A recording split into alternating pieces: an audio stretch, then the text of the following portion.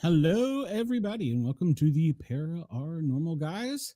I, of course, am Sport Cat Glenn Jackson. I'm here with you tonight. We've got a couple great guests lined up. First things, let's get some things out of the way. Cheyenne is at work tonight, so I don't have her. I want everybody to send their thoughts and prayers to Amanda. She had a loss of a family member, and so she is out. And I believe Aaron is at work also, and I don't know where Bobby is, so he may be in jail somewhere. I want to thank Yergs Radio, Ross at yergsradio.com. We are live on Yergs Radio and Rainbow Radio.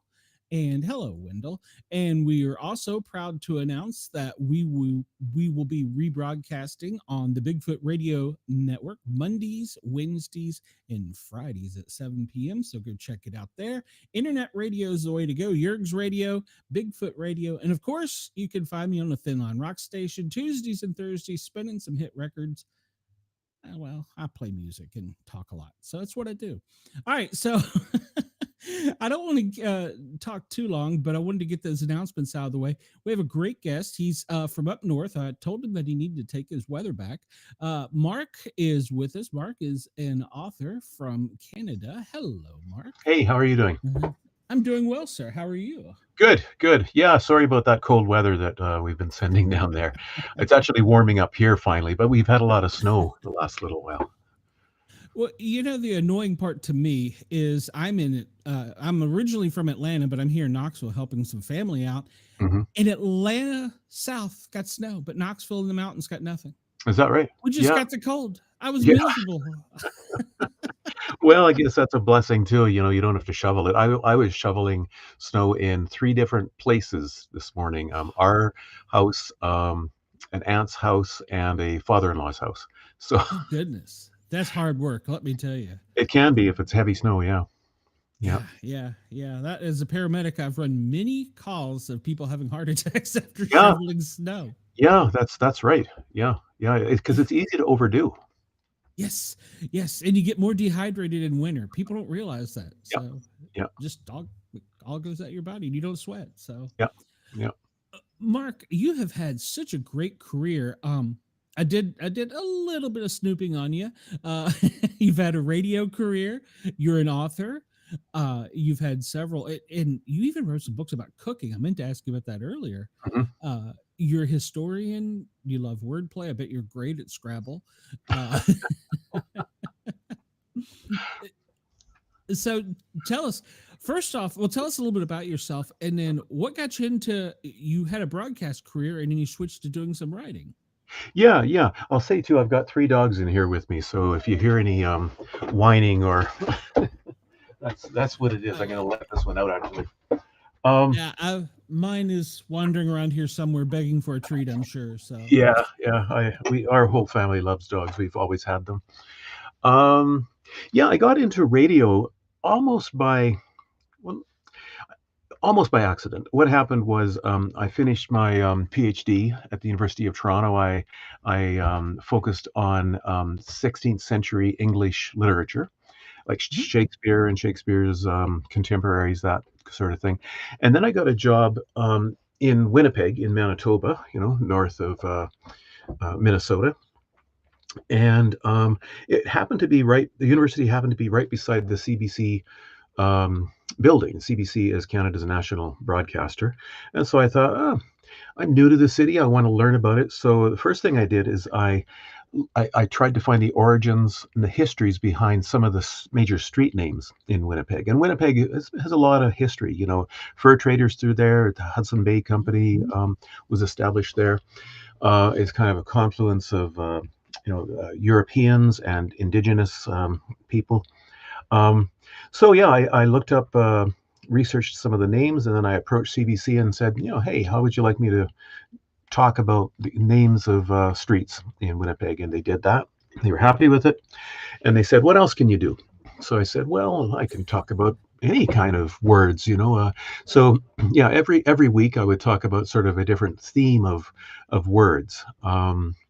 And that went on for, quite a few years. Like I think in total I did more than about 100 um, sessions, where I would write and broadcast something. Really enjoyed it. I wouldn't want to do it now because I have to get too extroverted, and to do that every week, I just don't have that energy anymore. I'm 61 now, and it's it's hard to get that much energy. And then that turned into my first book because a publisher in Winnipeg happened to hear me talking about words and approached me and said, "Hey, what if you wrote a book about word origins?" And I said, "Sure." And I thought about it, and what would be a good topic? Well, something that everybody does is eat. So the first book I wrote was the origins and histories of food words. Um, so there's about 1,000 words in that book. It's actually going to be it's going to be reprinted this year. Another publisher has picked it up.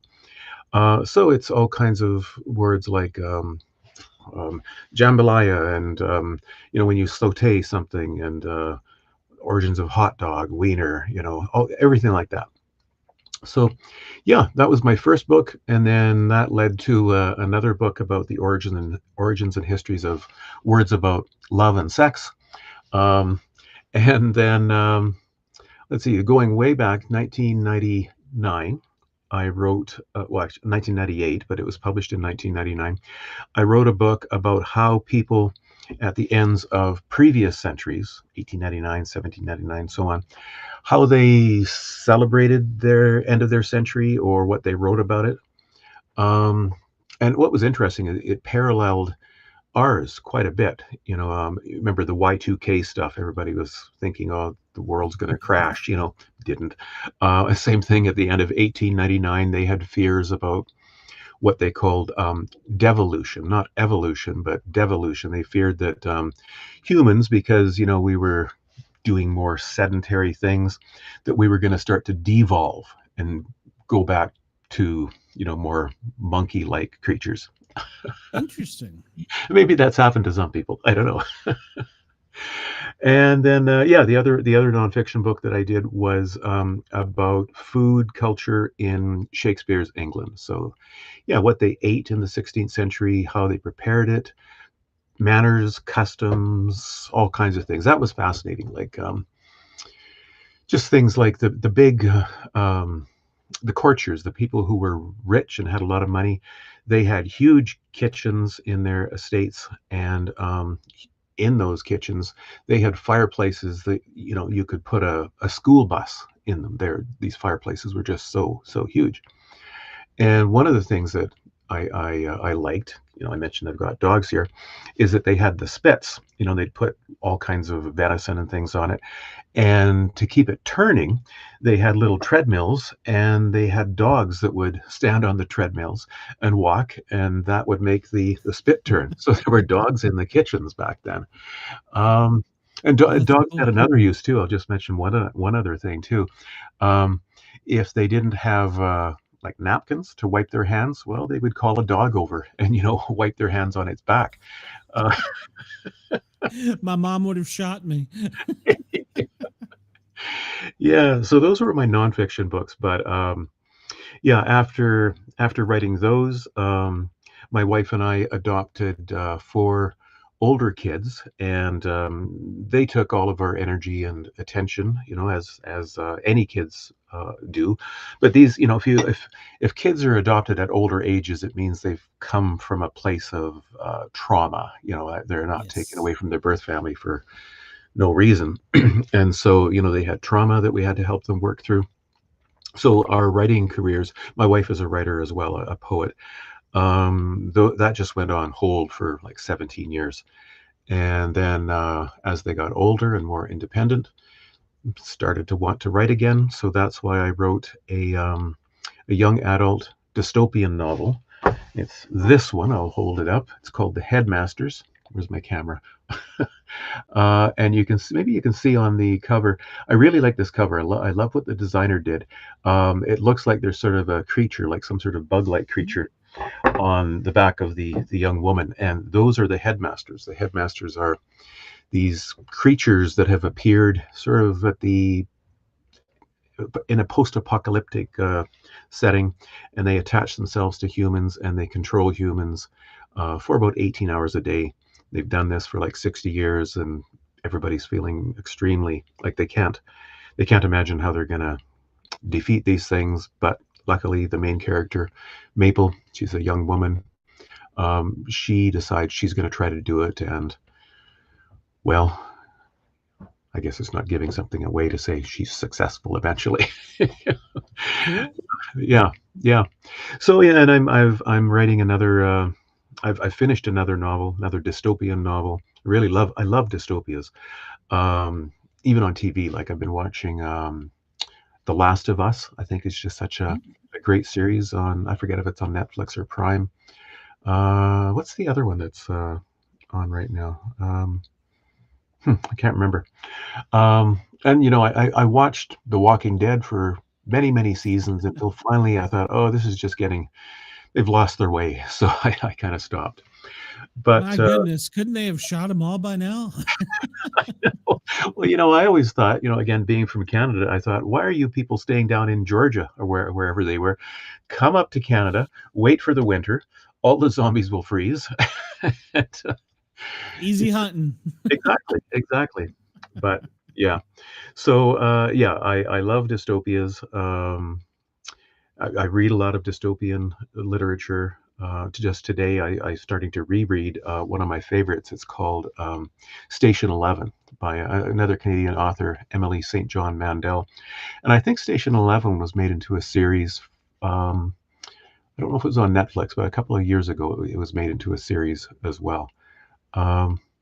Yeah, so dystopias. I'm interested in continuing to write in that genre until I don't know, until I get tired of it, I guess. Yeah. Well, it sounds as though you've had. I don't know how you went from food to sex to dystopian, but I'm with it. Well, I think and in fact, I've got this Latin epigram at the beginning of one of my books, the book about sex words and love words, and basically translated into English, it means nothing is foreign to me. I actually forget which Latin author said that, which Roman author said that, but basically what he means is there's nothing off limits. We should be learning about everything. Yes. And I really believe that. So I love learning. I love teaching myself. I love learning from really good teachers, really good educators. There's nothing worse than a bad educator, because that can just turn people off of learning. But yeah, I've always loved learning, and that's what I want to keep doing till I draw my last breath. I mean, I agree. I think we should all learn something new every day. Yeah, Even yeah, if it's just a new word. yeah, exactly. Um, Yeah, yeah, yeah. you were talking about The Walking Dead. You reminded me of a story I read. Gosh, I'm having a hard time thinking of the author's name of The Walking Dead. He's a hero of mine in so many ways, because he bought the Transformers, but that's a whole other Yeah, geek side story. yeah. He teased that he was going to end it one day, Hmm. and everybody's like, "Well, are we ever going to know what started it? How are you going to end it?" Mm-hmm. And he come up with like a joke at, I mean, a lot like politicians do, and then the media runs with it. He said, well, Rick's just going to wake up in the hospital one day and realize it was all a dream. Oh my God, that pissed off so many of his Yeah, fans. And yeah. it was just a joke, Right, right. So, Yeah, I mean that worked with the Bob Newhart show. Going way back 30 years. oh my Bob gosh, woke I up. forgot about You know, that. that Yes. that was good. Because he was making fun of that trope. But yeah, they never did explain what caused it, and I think that's if you write a post-apocalyptic novel, you got to go in one of two directions. You either have to not explain what's caused the catastrophe, or you have to explain it in great detail. And I'm in the first kind. I don't really want to spend a lot of time explaining what's caused the world to collapse. I just want to talk about how people behave and how they interact with each other um, after that happens. Now, when you come up with these ideas, do you have like, I know my English teacher will shoot me, but do you have an outline, or do you have or is it just you kind of free flow it? Well, with my nonfiction books, I had oh yeah, very very detailed outlines, and my study, not this room, but my study at the time back in Winnipeg, it was covered. Every wall had tiny little cubby holes on it, and I would put slips of paper into it, various things. Um, and so it took a great deal of organizing and outlining. With my novel, and the ones I'm continuing to write, I kind of come up with an idea, sort of an initial idea, and then I think about how do I want this to end, and then I just feel my way through it. So I don't really come up with an outline. Um, and sometimes that means, I go on down pathways that, I got to abandon. But I just don't think I could write fiction with an outline. Some people do. Um, but Mhm. yeah, people, I mean, the distinction that they talk about is, what is it? Planners and pantsters. Pantsters are people who write by the seat of their pants. That would be me. Yeah, yeah, me too. Me too, yeah. Now, when you develop your characters do you base them off of people you've known, or do you how do you pull from to get your characters? Yeah, yeah, I'm really glad you asked that question because, as I was mentioning, the hero, the protagonist of the Headmasters, her name is Maple. She's about 12 when the novel begins and 20 when it comes to its end. And I drew so much inspiration from our four kids because, I was mentioning they were adopted. They had to work through so much trauma, and they're just so inspiring because they're so resilient. Just seeing them come through that, and I took that resilience and other qualities that I've seen in them, and I kind of imbued it into the character of Maple. So in a way, the character of Maple is kind of like based upon all four of our kids. Maybe one in particular, our youngest daughter in particular. I sort of had her in mind because she's the most stubborn, We and all have one. she's kind of those 1940s film noir movies where there's like the dame, the tough dame. She's Yep. kind of like that. Once when she was only just shortly after we adopted her, so she was maybe about 8 or so, she was on the sidewalk. It was summer, and she was making the hopscotch thing with chalk, and this young teenager, 17, 18-year-old guy comes along, and he's trying to look kind of tough, and she says to him, "Move along, boy, move along." That's great. Yeah, yeah. So yeah, I drew on our kids, and the novel is set in northern Ontario in the Canadian Shield, and I love that part of Canada. It's beautiful, it's remote and rugged. Um, yeah, and it was a lot of fun just to imagine, to think about that part of the world, part of Canada, as I was writing, and also going there to explore certain parts of it from time to time too. We have driven across the Canadian Shield a number of times because I grew up in Saskatchewan, the prairies, and my siblings are still out there. So almost every summer we would drive through the Canadian Shield. Only in the summer though. I wouldn't want to do it in the winter. Uh, No, yeah. no, no. I was a flight medic and got to spend quite a bit of time flying patients in and out of Canada. It's very beautiful, very cold. I got stuck in Red Deer, Manitoba, and Oh yeah, discovered what -50 was in a blizzard. yeah, That was not fun, but yeah, I it was so cold I couldn't light my cigar. I smoked cigars at the time. yeah, It yeah, was so cold I couldn't light my cigar. yeah, It was yeah. extremely disappointing for a Southern boy. Yeah, Uh, yeah, yeah. When it gets below -40, it hurts to breathe, because that it does. just coming into your lungs, oh yeah, I mean, on the one hand, I love it. It's just so pure, but at the same time, you don't want to experience that, for Oh a no. long time. Well, we had we had a rough touchdown in our Learjet, and nitrogen fills the tires and aircraft. Uh-huh. Well, when we touched down, because of the temperature and the contact, it blew every tire on the I bet. Learjet. Yeah, yeah. And none of our pilots had experienced, I guess, that cold Mhm, before. mhm, And there was one Learjet mechanic in Manitoba, mhm. and a blizzard came up right behind us, and so we were stuck. Yeah, And yeah. the people were very nice, except for the taxi driver. I think he may have been on crack, but the people were very nice. The hotel was very nice. There was like, well, we've got the hotel, we've got limited food because of the blizzard, and then if you cross the interstate, there's a truck stop. Mhm, So we mhm. had truck stop food.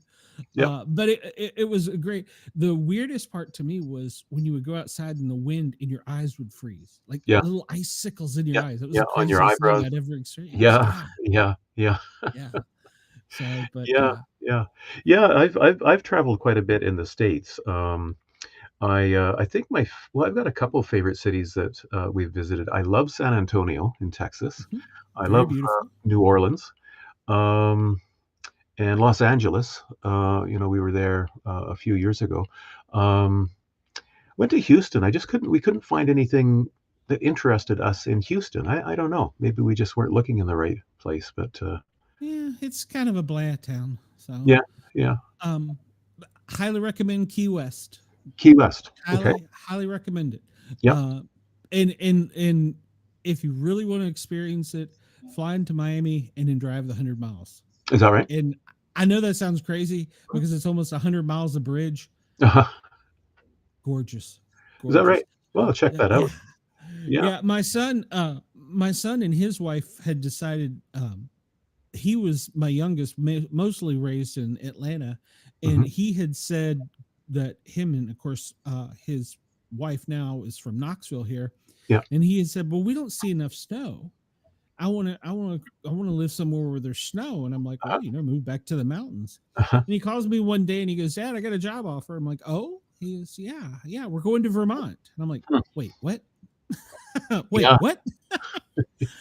um, very beautiful. I had Yeah. never seen the Green Mountains. We didn't fly in and out of Vermont very Yeah. often, and very beautiful. He calls me his, I don't know, first. I guess it was winter. It wasn't long after he moved there. And he said, "Oh, they're expecting a small snow or a light snow." And I said, "Oh, well, what's that?" He said, 4 feet. And I'm like, "I'll see you in July." Yeah. Yeah. Yeah. Yeah. Yeah. Vermont is pretty far north, and I don't know if a lot of maybe most Canadians, maybe most Americans don't know this, but like the southernmost part of Canada is a place called I can't remember what it is now. Anyways, it's even further south than I am, and there's 20 U.S. states that are actually part of them is further north than that southern part of Canada. Maine, of course, probably all of Maine and probably most of Vermont, and even the very, very top part of California is further north than this lowest, furthest south part of Canada. Yeah, it seems kind of strange in a way, because the Great North,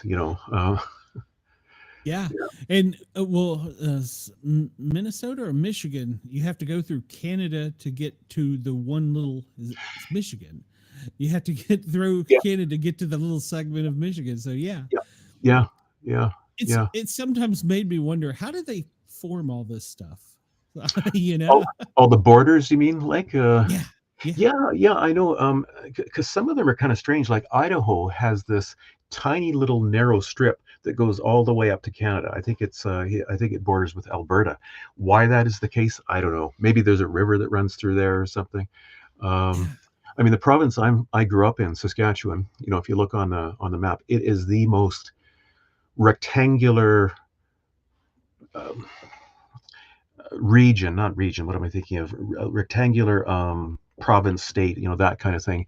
Anywhere in the world. I mean, it doesn't deviate. Um, and when you go there, like all the roads, I mean, everywhere, it's it's like living on a chessboard, kind of. Everything is up and down, left, right, That's right. and very flat, of course. Chris in the comments says if you want to find a drunk dinosaur in a hurricane, Key West is the place to be. Right? He is referring to we had during the hurricane that came up through actually through Georgia and in the Carolinas. Yeah. We had a show that Wednesday night, and we didn't know if we were going to be live. Hmm. And the guests had all canceled. So I just said, well, you know what? We're going to go live and see what happens. And so I started going around on different cameras to see, what we can see with the weather. Yeah. And there's a camera on the most southern point of the United States. And they've got a big buoy there. Yeah. And we're watching it, and these waves are coming up over it, and it's raining, and lightning, or you can see the lights flashing, and out of nowhere, and I've got a TikTok of it and a YouTube short of it. Out of nowhere, this guy in a blow up, or gal, I don't know, blow up dinosaur suit waddles up, and I'm like, what? So we spent about 20 minutes watching them not get blown out to sea. Yeah. Yeah. People do crazy things. I couldn't do that. I don't like storms. We were in where were we? We were in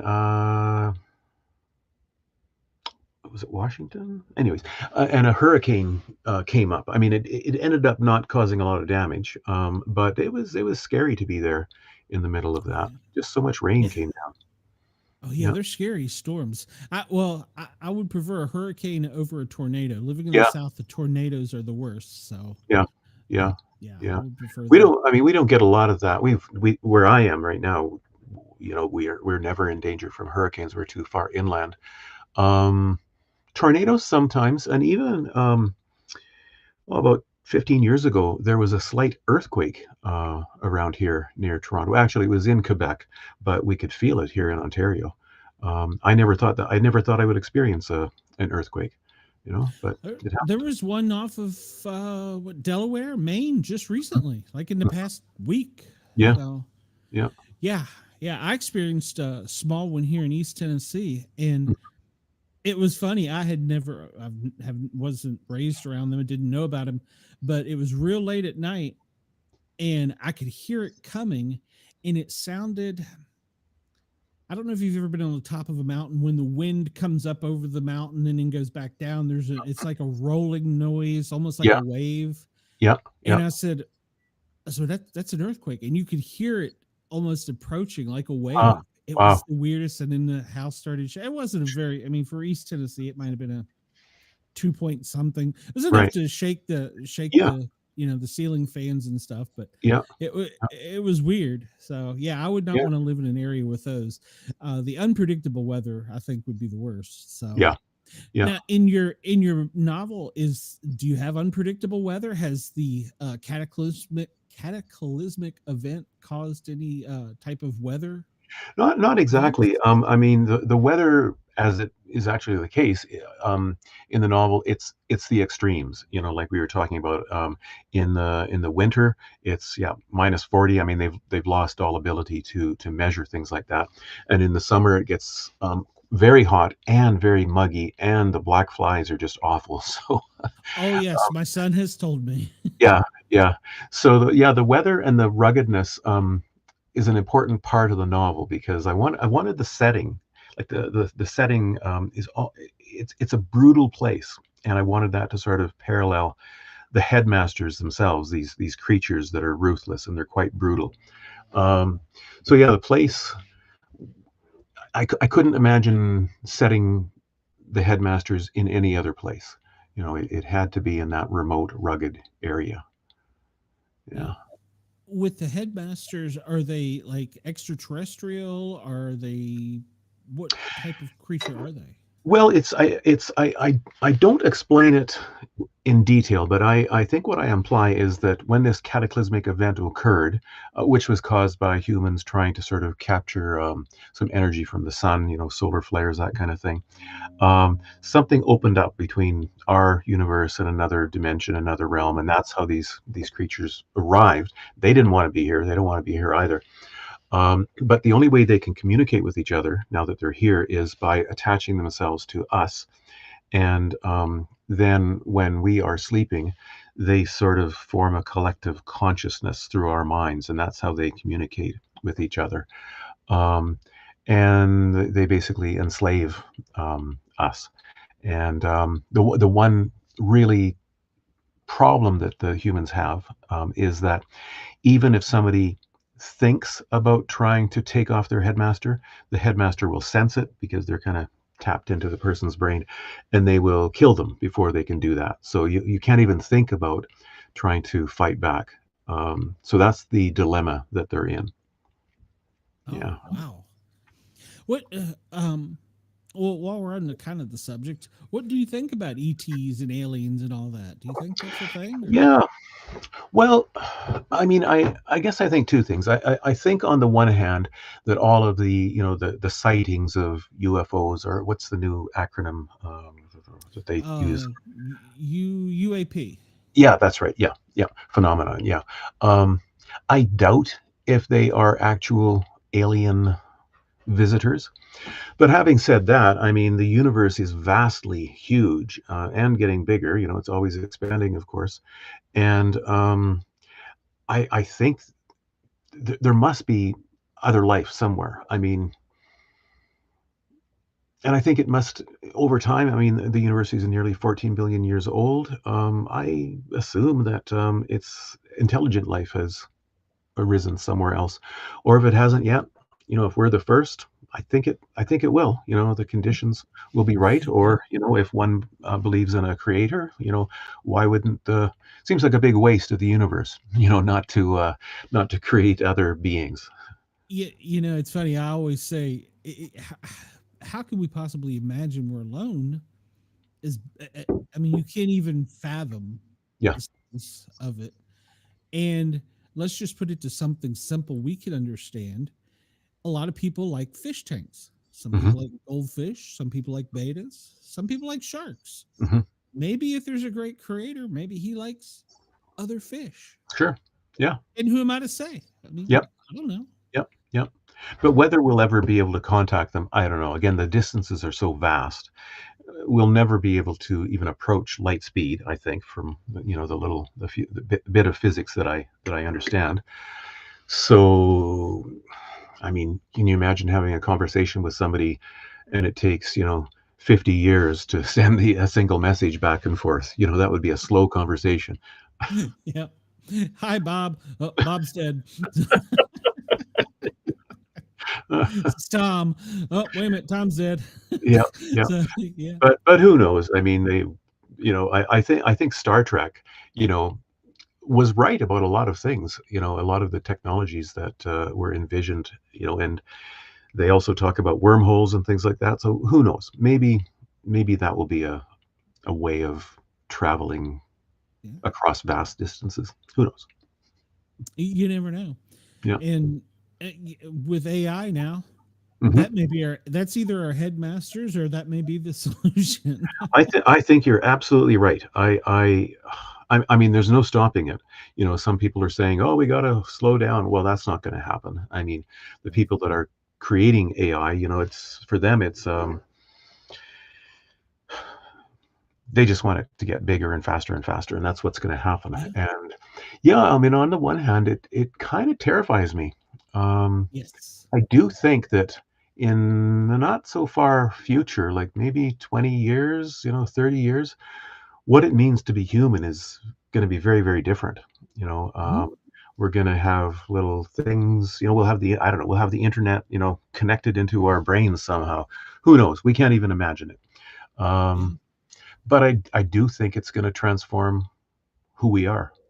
I don't know for better Agreed. or worse, but yeah.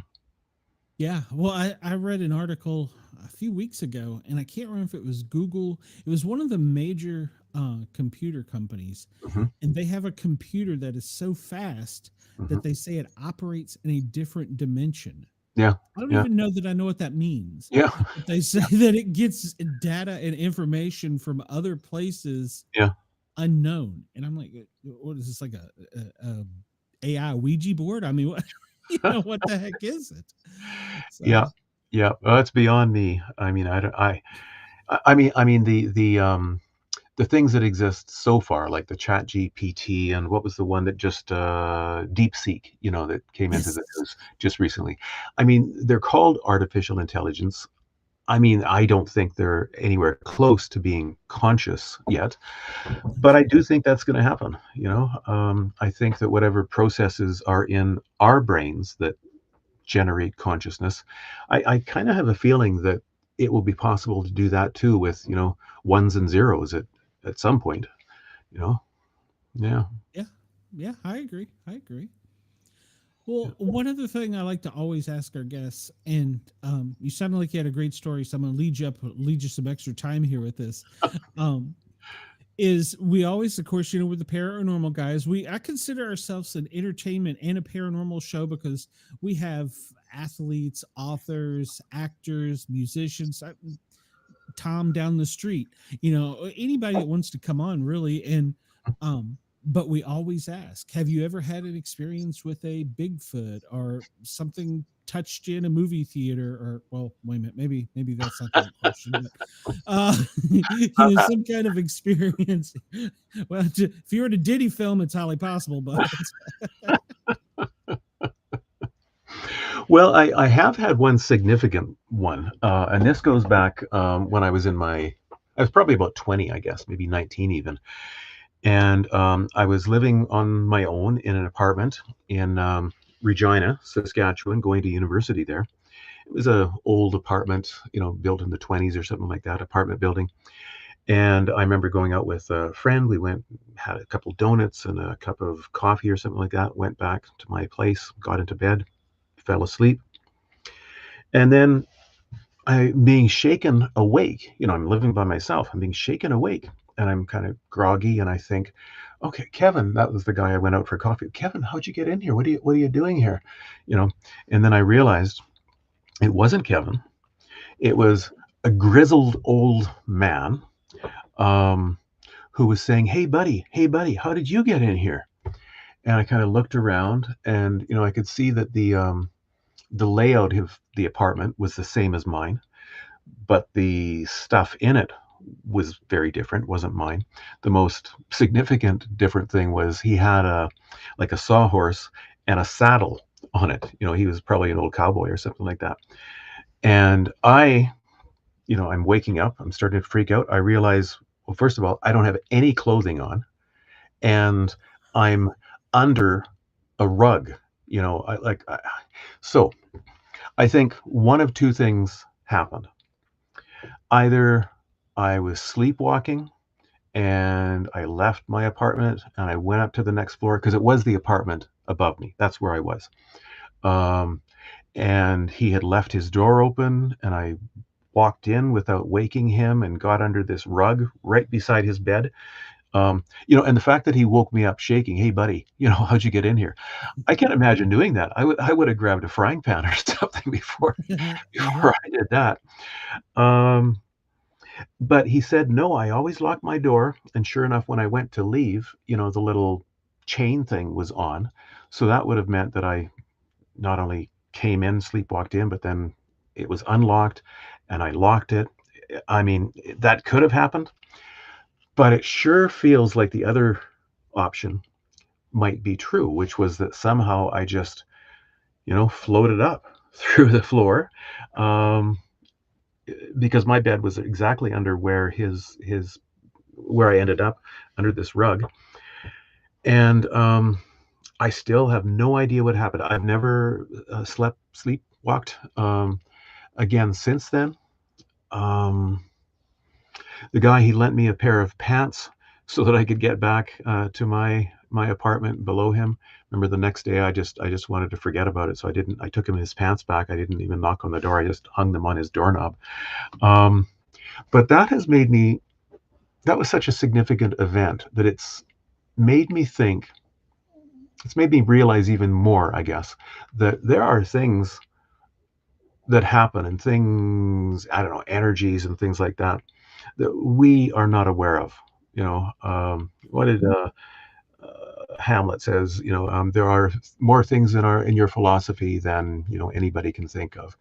I really, really believe that what we see in the world, in the universe, is just a slice of things, and there's a whole other spectrum of things that can happen. So Yeah. yeah, that was the paranormal thing that happened to me, and it freaked me out. I Yeah. for the next 2 weeks after that, I actually tied one hand to my bedpost because I was so afraid of. So afraid. Yeah. That's yeah, that's unusual. Well, I'll give you a different observation. The first thing that come to mind is I've interviewed a lot of people who claim, and I can't say if it's true, uh, to have been abducted by Hmm. aliens. Hmm. And I have heard that aliens will make little mistakes, like they will put them back in either the wrong place, Hmm. or they'll time slip and they'll end up being back before they left. Or Right. and like I said, I have no idea if any of this is true, but Hmm. I've heard similar stories that that something like that, and Yeah. that would freak me out just as much. Yeah. Yeah. Yeah. I don't know what to think of that. I mean, so many people have reported that. Part of me thinks, okay, if I was an alien species that has the ability to cross the galaxy and get here, wouldn't I have better things to do than, abduct a human and probe them or whatever? I think something similar about ghosts. I don't doubt that there's a spiritual realm. Um, but if I were a ghost, I wouldn't be, wanting to just haunt somebody. I think I would have better things to do. Uh, but I suppose, a ghost can be sort of trapped or something like that. So I don't know. But I do think that realm does exist. Yeah. Have, Chris says donuts and coffee are usually not the start to stories like that. Yeah, Jack no, Daniels. no, there was none of that. There was none of that. It was just coffee and donuts. Yeah.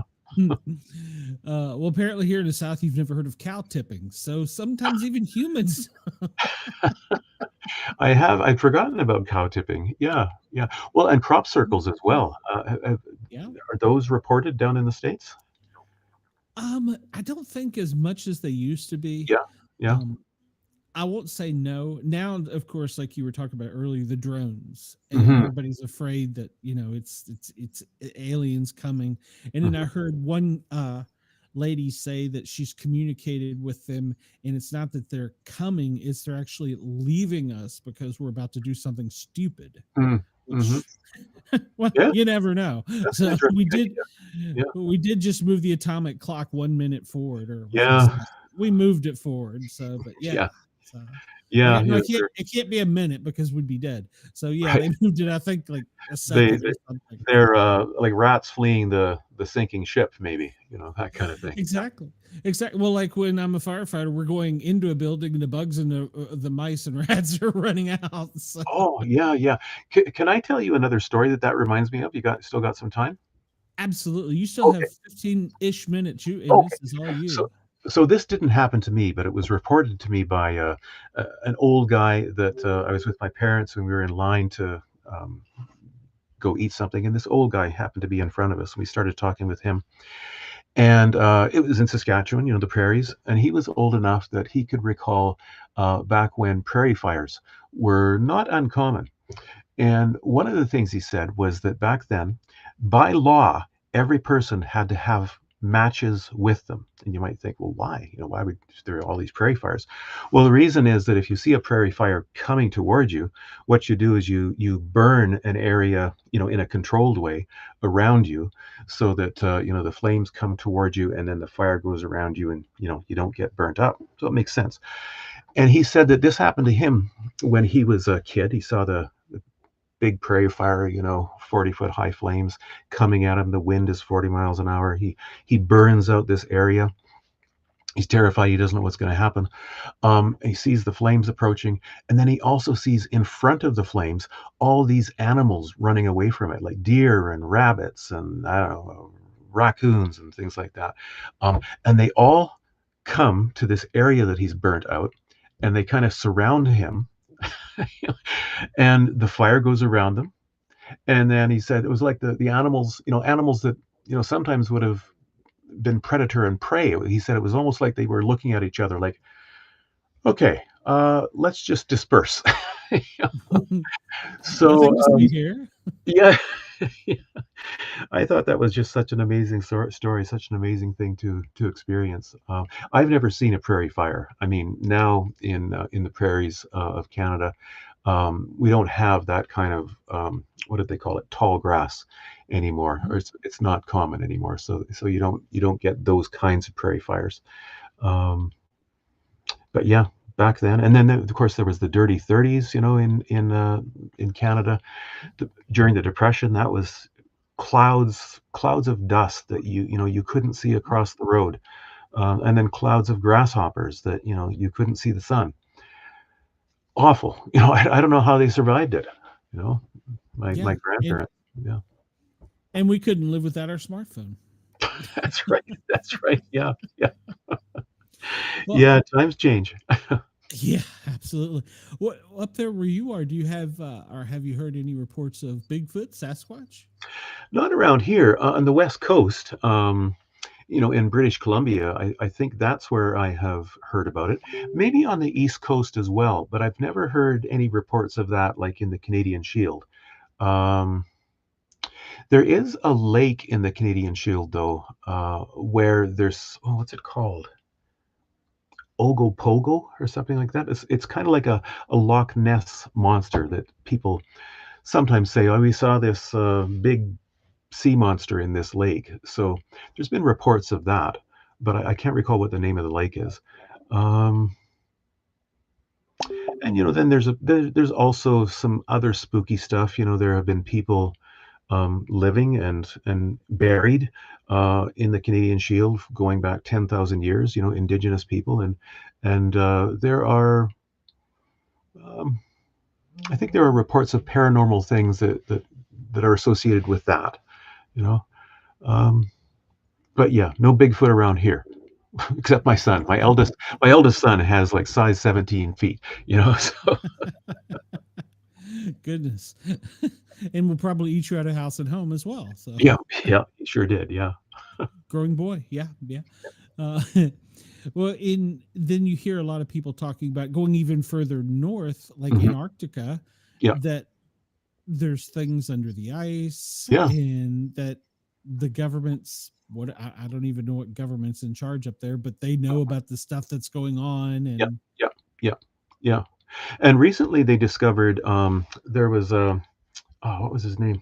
I'm getting old. My brain is not working. Anyways, he was trying to find the Northwest Passage. He wanted to be able to get through, all of that so that he could go from the Atlantic Ocean to the Pacific Ocean. And if global warming continues, that might be possible in some time. But he got locked in the ice with his ship and like 200 sailors on board, and like 3 years they were locked in the ice, and they somehow managed to survive. They had a lot of dried crackers and things like that. They would go and get seals and things like that. And then eventually they said, this ice isn't going to melt. So they tried to walk away from it. And of course they perished. Um, and then the ship sank, and it was only recently that somebody found the ship. And because the waters are so cold under there, it's really, really well preserved. I guess kind of like the Titanic, you know. So who knows? I mean, that might be a good place to set a novel too, with these dead sailors. Yeah. yeah, they I'm trying to think. They were famous explorers. I actually read Yeah. about that. Yeah, that was quite Yeah. a story. Because I think it was like 3 years, wasn't it, that they Yeah. survived? And I Yeah. think actually one of them did survive to tell the tale, if I remember correctly, Mhm. or maybe Yeah. more than one. I But think you're I think you're right. I think he was I think he was assisted by the people of the north, the Inuit. I don't think he ever made it back to Europe, but I think he was rescued by the people of the north, and he told them about his life, and then that was passed down orally. So that, it's still there's still a tradition of this guy being helped by the Inuit. Yeah. Yeah, yeah. And and we think about the Vikings. You know, they would sail back before there was really compasses or Yep. guidances. They would use the stars and crystals Yep. Yep. to guide them. And Yeah. so, yeah, Yeah, and their ships were a lot smaller than the ones that later on, and they actually came. They came to North America before Columbus, discovered it as he claimed. Um, in Newfoundland, they settled in Newfoundland for some decades. There's still archaeologists who are finding Viking stuff there. yeah. Yeah. I think it was Eric the Red that was so mean they sent him there to. I think so. I think so. Yeah, and then of course there's Greenland, and your president is eager to get the resources from that. I don't know what's going to happen with that. I mean, it's an interesting time. Not It just in the is. United States, but in Canada too. There's more polar. It's a more polarized environment. I'm finding between right wing and left wing. Between you know Democrats and Republicans. We don't call them that It, here, of course, but it's polarized. Yeah. we have other names for them too. Uh, Yeah. well, you know what I find so fascinating is that this man, they tried to, well, they impeached him. They've tried to jail him. They've tried to bankrupt him.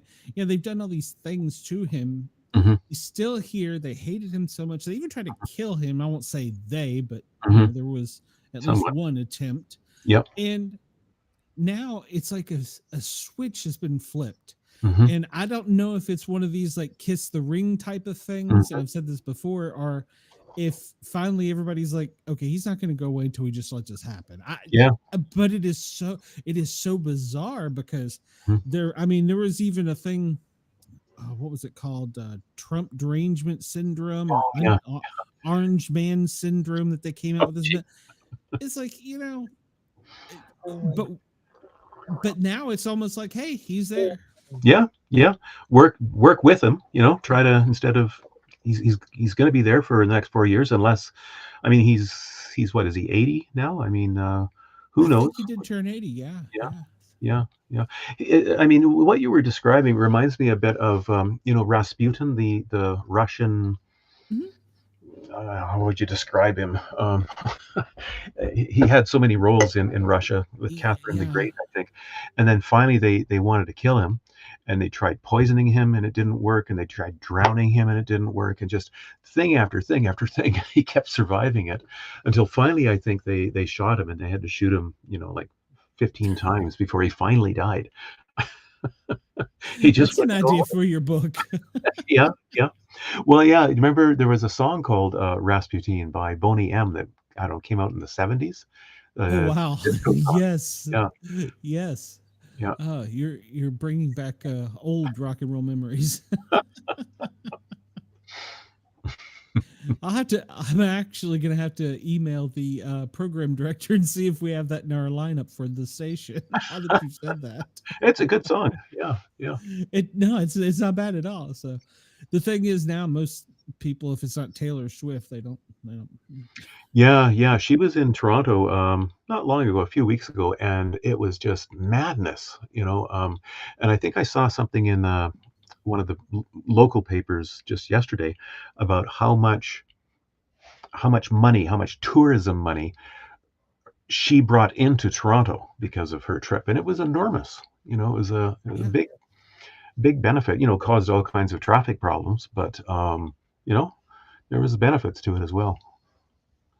Yeah, she's very popular, and she's another one. I would love to get her on the show. She has a weird tick. She doesn't like to stay in hotel rooms, and when she goes somewhere, she'll either stay on her private jet Uh huh. or fly somewhere, and she has a home wherever she, like, if she was going Oh, yeah, to yeah, be here in Knoxville, she wouldn't go to a Knoxville hotel. She'd go to yeah. like a home she owns in Knoxville. Sure, It's like the sure. weirdest thing. So Yeah, not only is she's loaded, she's a land mogul. So yeah. Well, I mean, if you got that much money, I mean, she has billions, I think. Um, yeah, yeah. I don't like going to hotels either. I always feel kind of weird in them. So although I was mentioning earlier on that I've gone to a lot of U.S. cities and have really enjoyed them, I'm still a homebody. I'm so glad when I get back home. me Yeah, too. yeah, Me too. yeah. Yeah. Chicago, that was another place. We just loved Chicago. I mean, Chicago, to my mind, it's like Toronto, but Chicago has done everything right that Toronto has done wrong. Like Toronto's No, not no. Ontario, They've and got they've got guns in Chicago. No, no, no. well, there is that, yeah. But like the Toronto waterfront, you can't get to it. They've built uh, the 401 highway, so it's like you're blocked away from this beautiful waterfront. Whereas in Chicago, the parts we went to anyway, Mhm. the lake is right there. That Yeah. beautiful, what do they call it? The Magnificent Mile. Yep. It's just brilliant. But Buffalo yeah, is like that. Buffalo, yeah, yeah. Buffalo, I think, has a really good art museum as well that we want to go to. And it's not far from here. We could drive to Buffalo probably in 2 hours. The wings. Get the wings. So Get get the wings. the buffalo wings. Yes. Oh, yeah, yeah, yeah. Of course, yeah, yeah, Come on now, you're a foodie. So yeah, yeah, yeah. Buffalo wings. Yeah, I do like wings. Yeah. In Chicago, we had the deep dish pizza, which was amazing as well. you're gonna get one of my viewers. He's watching right now. Chris. He's a huge deep dish guy, and there's another one of my co-hosts. Sometimes they get a little carried away with a deep dish, and it's more of a biscuit than a pie. Yeah, yeah, yeah, yeah, yeah. I had in New Orleans, I had grits as well, and I for the first time, and they were good. I mean, they were actually served as a kind of sweet dish. Um, but yeah, I love trying different kinds of foods. I'm not. I'm not sure which part Chris said he disagreed with, but he is my deep dish aficionado. So,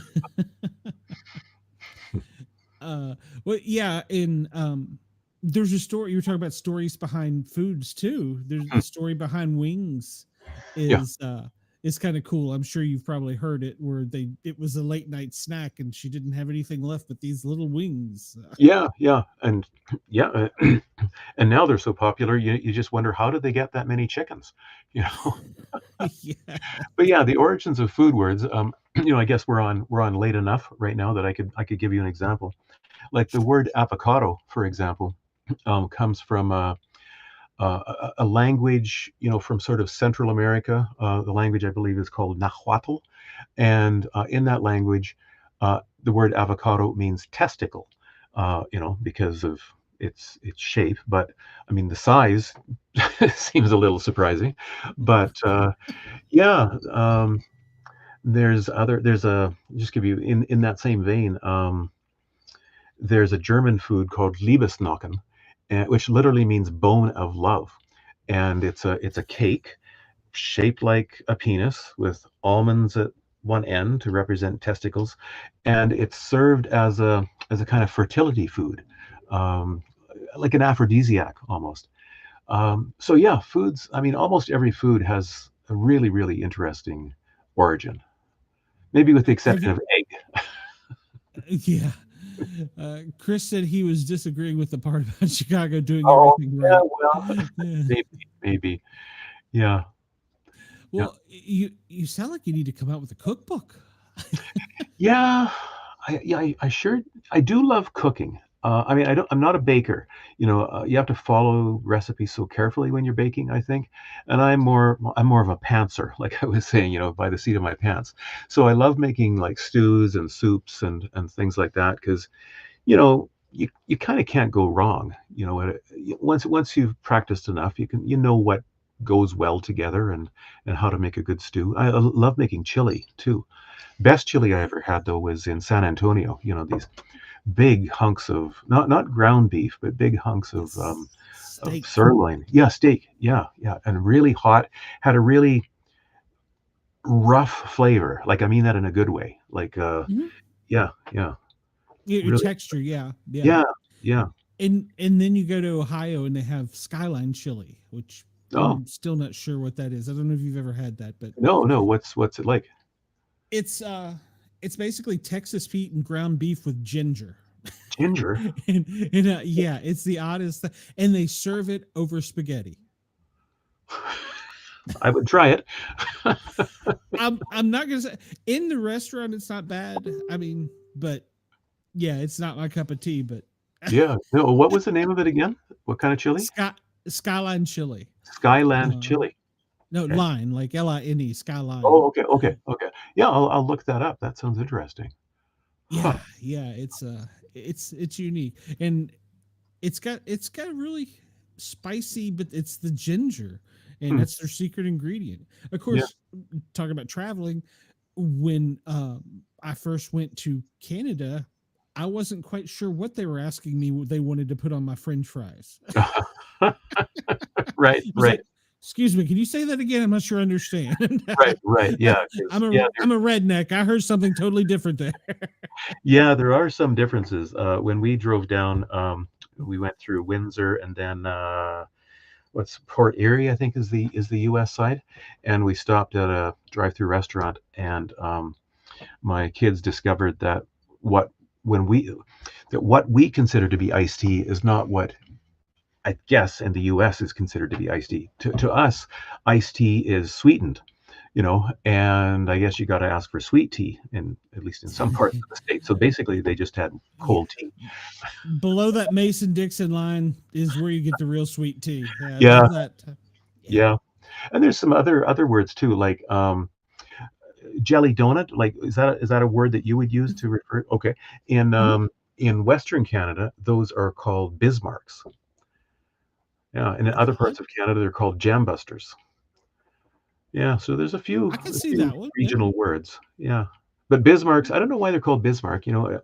There's Bismarck, North Dakota, of course, but that in turn was named after Bismarck in Germany, which was named after one of the chancellors way Mhm. back. Maybe he had a penchant for jelly donuts. Pastries. Yeah. Well, I grew up and my mom was a pastry chef confectioner, so but Mm, i.e. that's why I'm a fat kid. So yeah, I know all about donuts. So yes, yeah, yes. yeah, yeah, yeah. I love donuts too. Yeah. Yeah. Yes. And you're right. There are so many weird variations in the South for Mardi Gras. They put like dolls, I think it is, in the cake. I'm trying to Huh. King's head cake, I think it's called. Uh Somebody huh. will correct me, I'm sure. Uh huh. But yeah, and it's like weird thing. And that was one thing when I was a flight medic and we traveled, I would always try it. Hmm. Whether we were over in the Middle East or even in Europe, I would try different things because A, I don't know if I'll ever be back, and B, Hmm. it's just kind of cool. Yeah. I didn't realize that, and somebody in the chat will probably get on me. A Philly cheese, I always thought it had provolone or American. Hmm. It's cheese. It's cheese whiz. Is that right? Yeah. If you want a Pour it on. true Philly, Yeah. it's cheese whiz. Because Yeah. when we stopped at I want to say it was like Primo's. It was the place that makes the best uh Philly, or yeah, the best are the original Philly. And he's like, all right, and he's pouring. And I'm like, what are you doing? He's like, you said you wanted an original, and I'm like, Mm. what is that? Yeah. Yeah. It doesn't Yeah. even look like government cheese. What is Yeah. that? Yeah, and food. I mean, food cultures are always changing too. Like even in the past 15 years, where I live, there was an influx of people from Syria. Because of all the conflict that was happening there, and Syrian food and Lebanese food is really really good. And so there's all kinds of shawarma restaurants that have opened up around here and in Toronto that are just so good. I just love shawarma and falafel. And then more recently, people coming from Turkey, and of course they have a great cuisine as well. The 1970s, Canada took in hundreds of thousands of people from Vietnam, because of, again, conflicts that were happening there. So I would almost say that in Canada, Vietnamese restaurants might outnumber Chinese restaurants. Even though Chinese restaurants have existed, much much longer in Canada. Yeah. Hmm. Hmm. That is one nice thing about living in Atlanta. There is such a good selection of restaurants. Hmm. The only confusing part for me is when you go into a really good Chinese restaurant, and this is this is not a racist comment, but for some reason it's always, I want to say, Mexican workers or South America, where it's Yeah. not Asian workers. I'm like, what? I don't Yeah. understand. Yeah. Yeah. Yeah.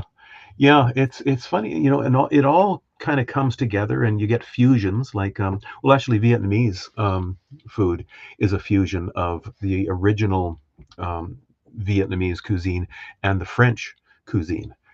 So, if you have one Vietnamese food is beef satay, right? The satay is actually the French word sauté. When you sauté something, it's just a fancy word for frying something. But beef satay is from French. um, or the Indian food vindaloo. Um, it's actually it's not a Hindi word. It's not an Indian word. It's Portuguese. It's vin da lu. So it's wine with garlic that has been so incorporated into Indian cooking, kind of like curry and chutney in the Mhm. United Kingdom. They go crazy over it. I mean, it's so popular there, and I love it too. I'm not. I can do little bits of it. Not Yeah. can't go too carried away with it. So, What about Ethiopian food? Have you had that? um, it seems though when we traveled to the Middle East. Yeah. No, wait a minute. Maybe we stayed in Egypt, so probably not. No. Okay. Okay. It's So, served on it's served on a really big tray, and on the tray is this bread called injera, which is kind of tart, and then they create little stews that they call wats, and they put it all over the bread, and ooh, then you don't use cutlery. You pick up a piece of bread and then you scoop up some of the stew with it. It's really really good. It's probably my ooh, favorite kind of food.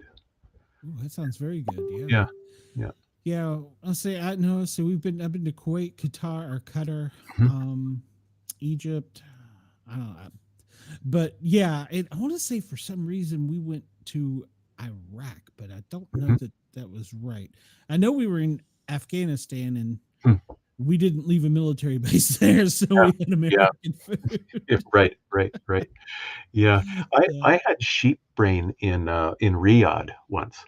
I just had to try it. There was a buffet, and I'm going along, and most of the food I really, really enjoy. And then there was this one silver dome, and I thought, what's under there? And I opened it up, and I thought, that looks like a brain. It had all the convolutions still, and somebody said, yeah, that's just a steamed sheep brain. And so I tried it. I also had camel milk there. I have had camel milk, but I have not had the brains. And what is the other? Is it the eye of the sheep or the Oh, goat I've heard that. or Yeah, I've heard yeah? that. Yeah, one of my buddies in Secret Service was telling me that was a custom when they would get assigned to go over there, they would Yeah. have to eat that, and he said it was like eating a juicy M&M that crunched. Oh, yeah, yeah. The goat eye. Yeah, I think it's a goat eye. Yeah. Yeah, I mean, I'm pretty adventurous, but there are some things I wouldn't try. I don't know if I could eat a reptile, I'd like, I don't Yeah. crocodile meat, is that down south? Do people eat Well, or yeah, yeah, alligator, not yeah. crocodile. Alligator tail is actually really good.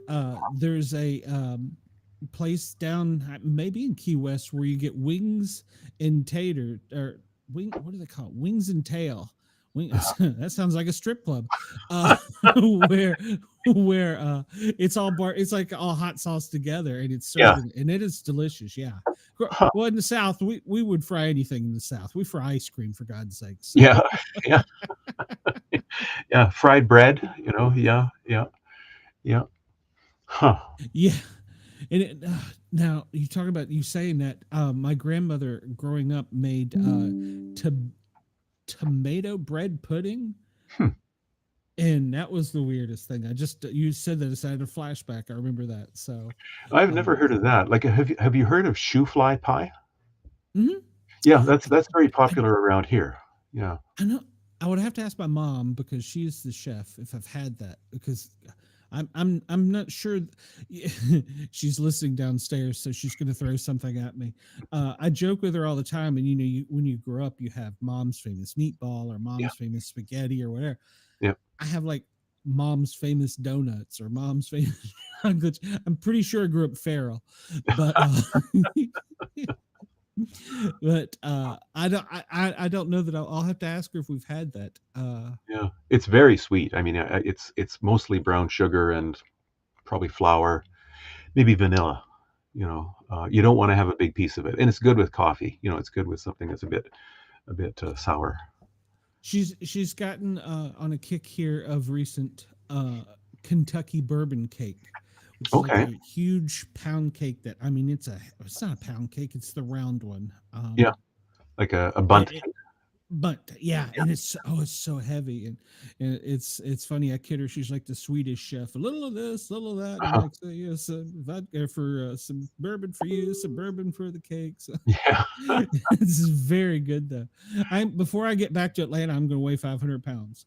So Yeah, that's home cooking. Yeah. Yeah. yes, yes. Speaking of bunt cake, that word bunt, bundt, comes from a German source that means crown. Because a bunt cake it's like a big donut. It's got the hollow in the middle, so that the cake bakes from all sides. So that's another example of a food word with an interesting origin. That's yeah, yeah. You're gonna have to come up with a recipe book. So Yeah, yeah. Maybe once I retire, maybe I will. Yeah. do we ever retire, or do we just kind of one day go, I'm not going to work today? Yeah, that's kind of what's well, I mean, on December or January 1st, I switched from full time to half time. Um, because I wanted to spend more time writing, and I was a little worried about it. I mean, worried about it in terms of, having half the salary, but also worried, am I really going to be able to make use of this time, or am I going to feel like I'm at loose ends?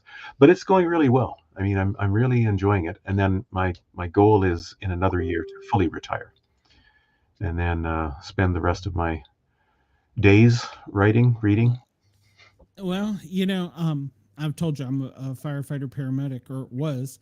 I'm they put me out to pasture, medically retired me, so I'm just discovering what it means too, and that's how I'm getting to meet that. And aside from my love of the paranormal stuff, how Hmm. I have gotten to meet so many really nice people like yourself, because in a real life, Hmm. I don't know that I would ever. I mean, I doubt I would have ever flown up to Canada, picked you up on a plane, but Well, I love talking to people, wherever I go, and it drives my kids crazy sometimes. But I think almost everybody has an interesting story, mhm. and yeah, I really enjoy. Even though I'm quite introverted, I do like talking to people wherever I encounter them. Yeah. Some one of my teachers told me one time a long time ago, you can learn something from everyone Yep. even if you don't like them. Yep. Yep. That's so And it's true. so true. It Yep. is. It Yep. is. Yep. Yeah. So And I think I too, enjoy it. if we can learn each other's stories, like if we can hear each other's stories, that's how we understand. I think I mean, there are people in the world who are evil, but most people who are in conflict, they just have to listen to each other and find out why this person is feeling this and why that person is feeling that, and then they go, oh, okay, I can sort of see that. Mhm. So yeah, I think it's so important for people to learn each other's stories, and Absolutely. then empathy comes out of that. Yeah. And even as a paramedic, one of the things that I learned is there's a little bit of good in everyone. Hmm. Hmm. And I'm saying that in a big brush pattern. I mean, obviously, there's people that do bad things, and I've taken them on ambulances and stuff, but Hmm. Hmm. there's still, I think, a little bit of good of everybody. And if you try and see that, I think if we all tried to do that, the world would be a better place. But Hmm. Hmm. I'm getting philosophical now. What do I know? Yeah, So, yeah. No, I agree. I do think you could take I don't know. Maybe this is too political. Let's say Osama bin Laden. I honestly believe that over time, maybe it would take decades, maybe it would take hundreds of years, but talking with him, I think that I do think that everybody is aiming towards goodness, and I think that with enough time and enough support, everybody can arrive there. I think it's very rare that there's somebody who's just bad to the bone, to use that expression. Yeah. Yeah, very few Hitlers in this world. Yeah. Yeah. Exactly. Exactly. So, Yeah. Mark, I just looked at the time and I realized I've kept you over. Um, Thank you for allowing us to come into your life for just a brief period of Oh, time. thank you. Thank you. Um, and I want to make sure before we get out of here, you tell everybody where they can find you if they want to get in touch with you. Sure. And most importantly, you're obviously here to sell your book to make a living. I want you to tell everybody where they can find your stuff.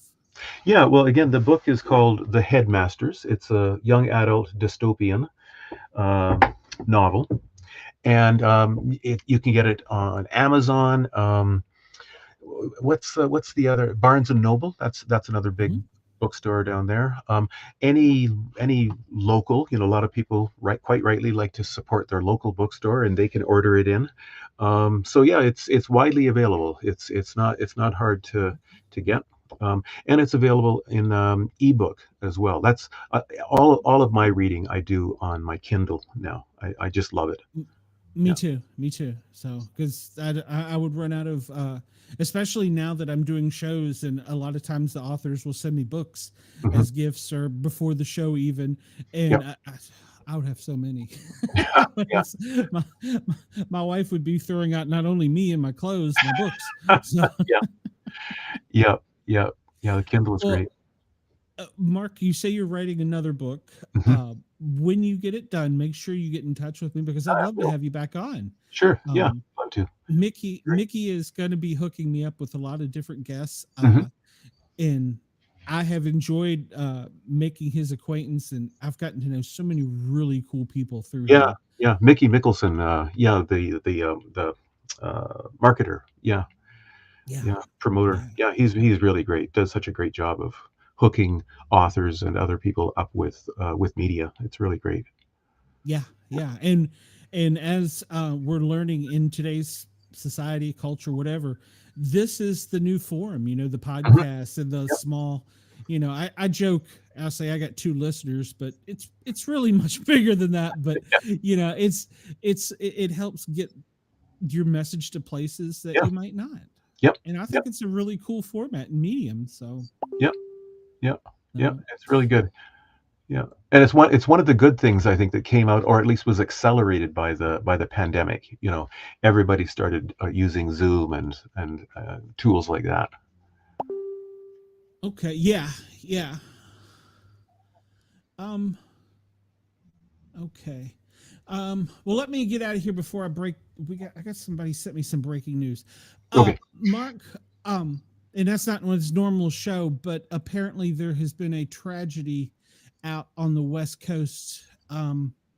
And I'm getting it through one of Oh, my reporters, a firefighter.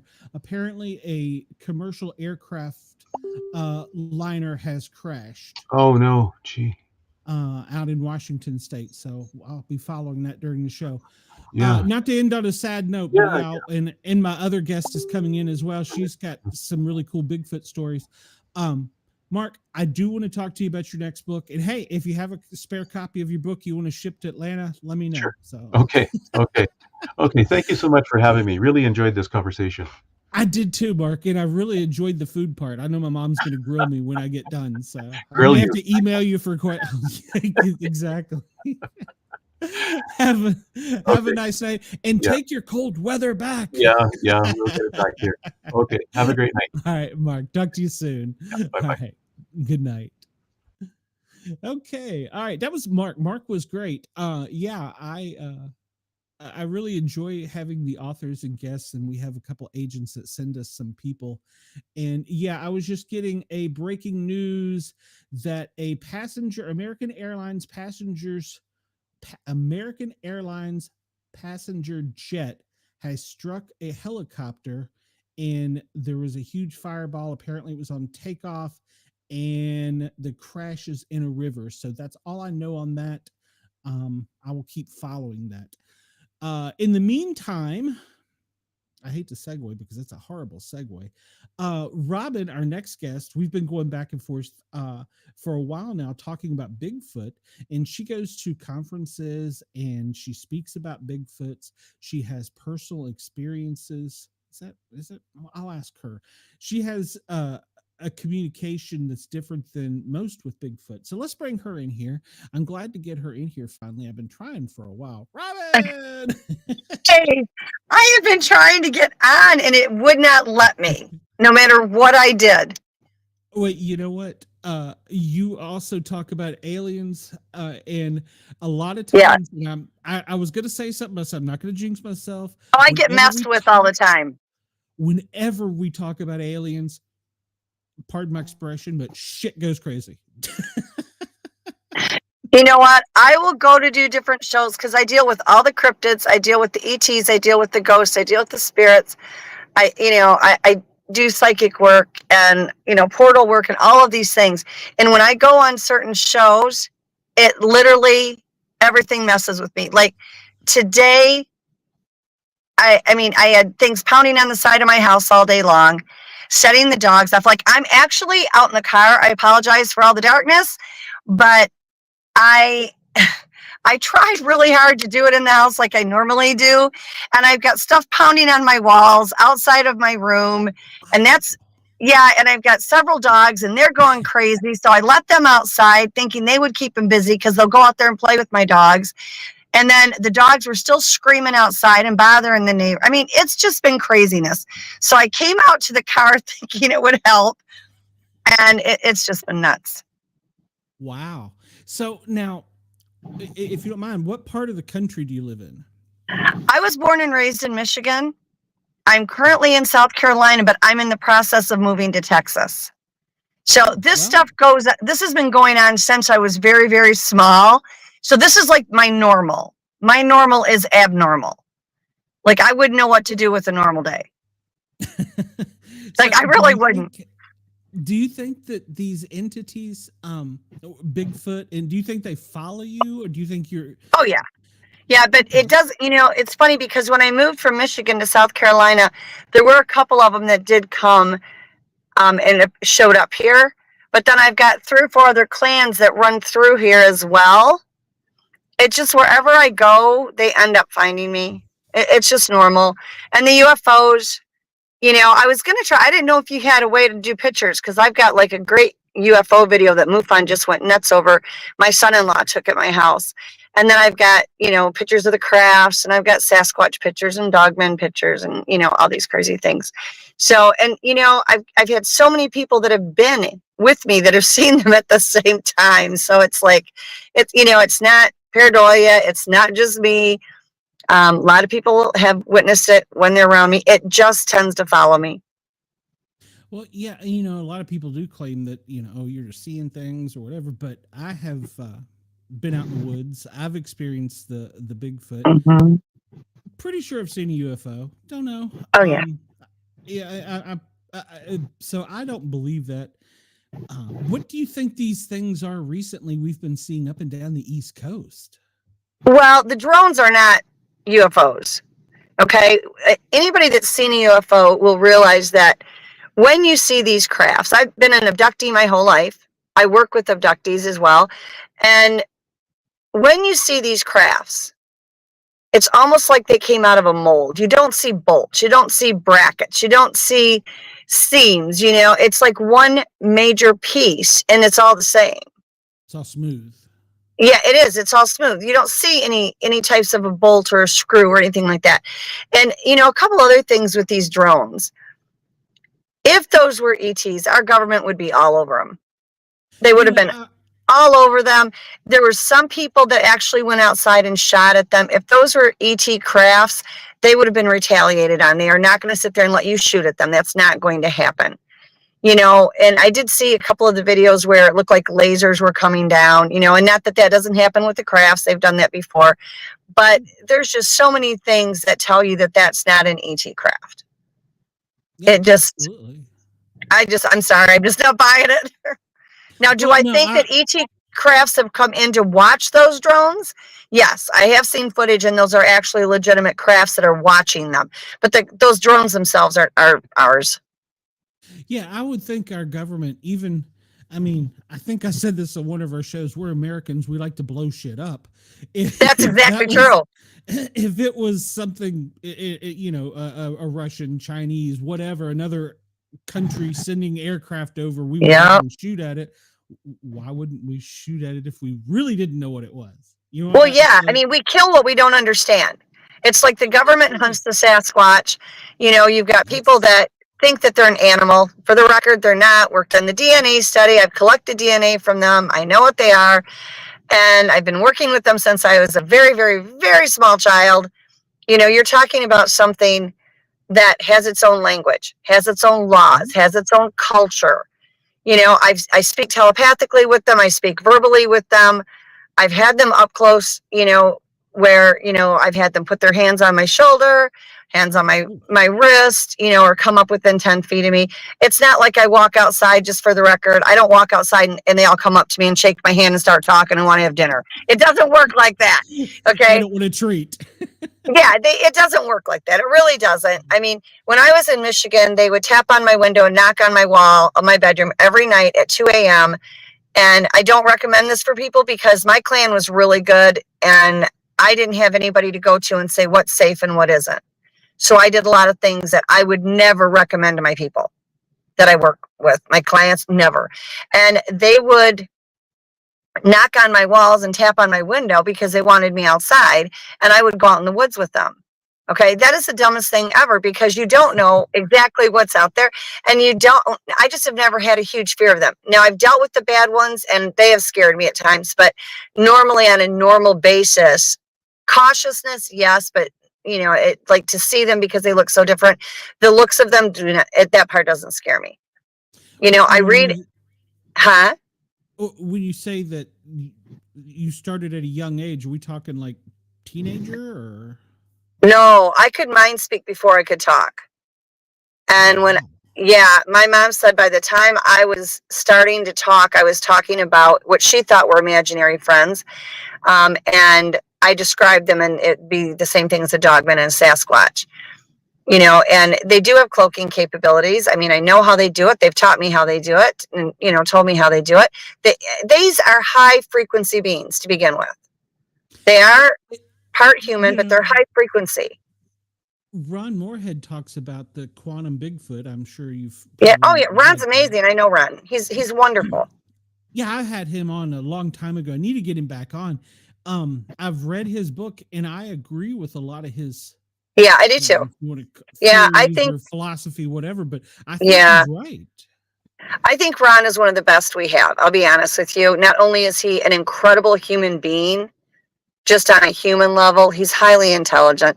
The Sierra Sounds, in my opinion, are the best vocals that we have out there. You know, I mean, even when they were fighting over the bear meat, that's what they're yelling about. But like for myself, they told me how they cloak. They do two things. They do a cloak and a shimmer. The shimmer looks like the movie Predator, where the cloaking is 100% transparency. Okay? These are high frequency energy beings. That's what they do. And they vibrate. Now, if you look at a hummingbird, when it goes to a hummingbird feeder and it's eating, you see its head, you see the body, you never see the wings. It's because the wings are flapping and they're vibrating because that frequency is so high, they become transparent. That's exactly what the Sasquatch does.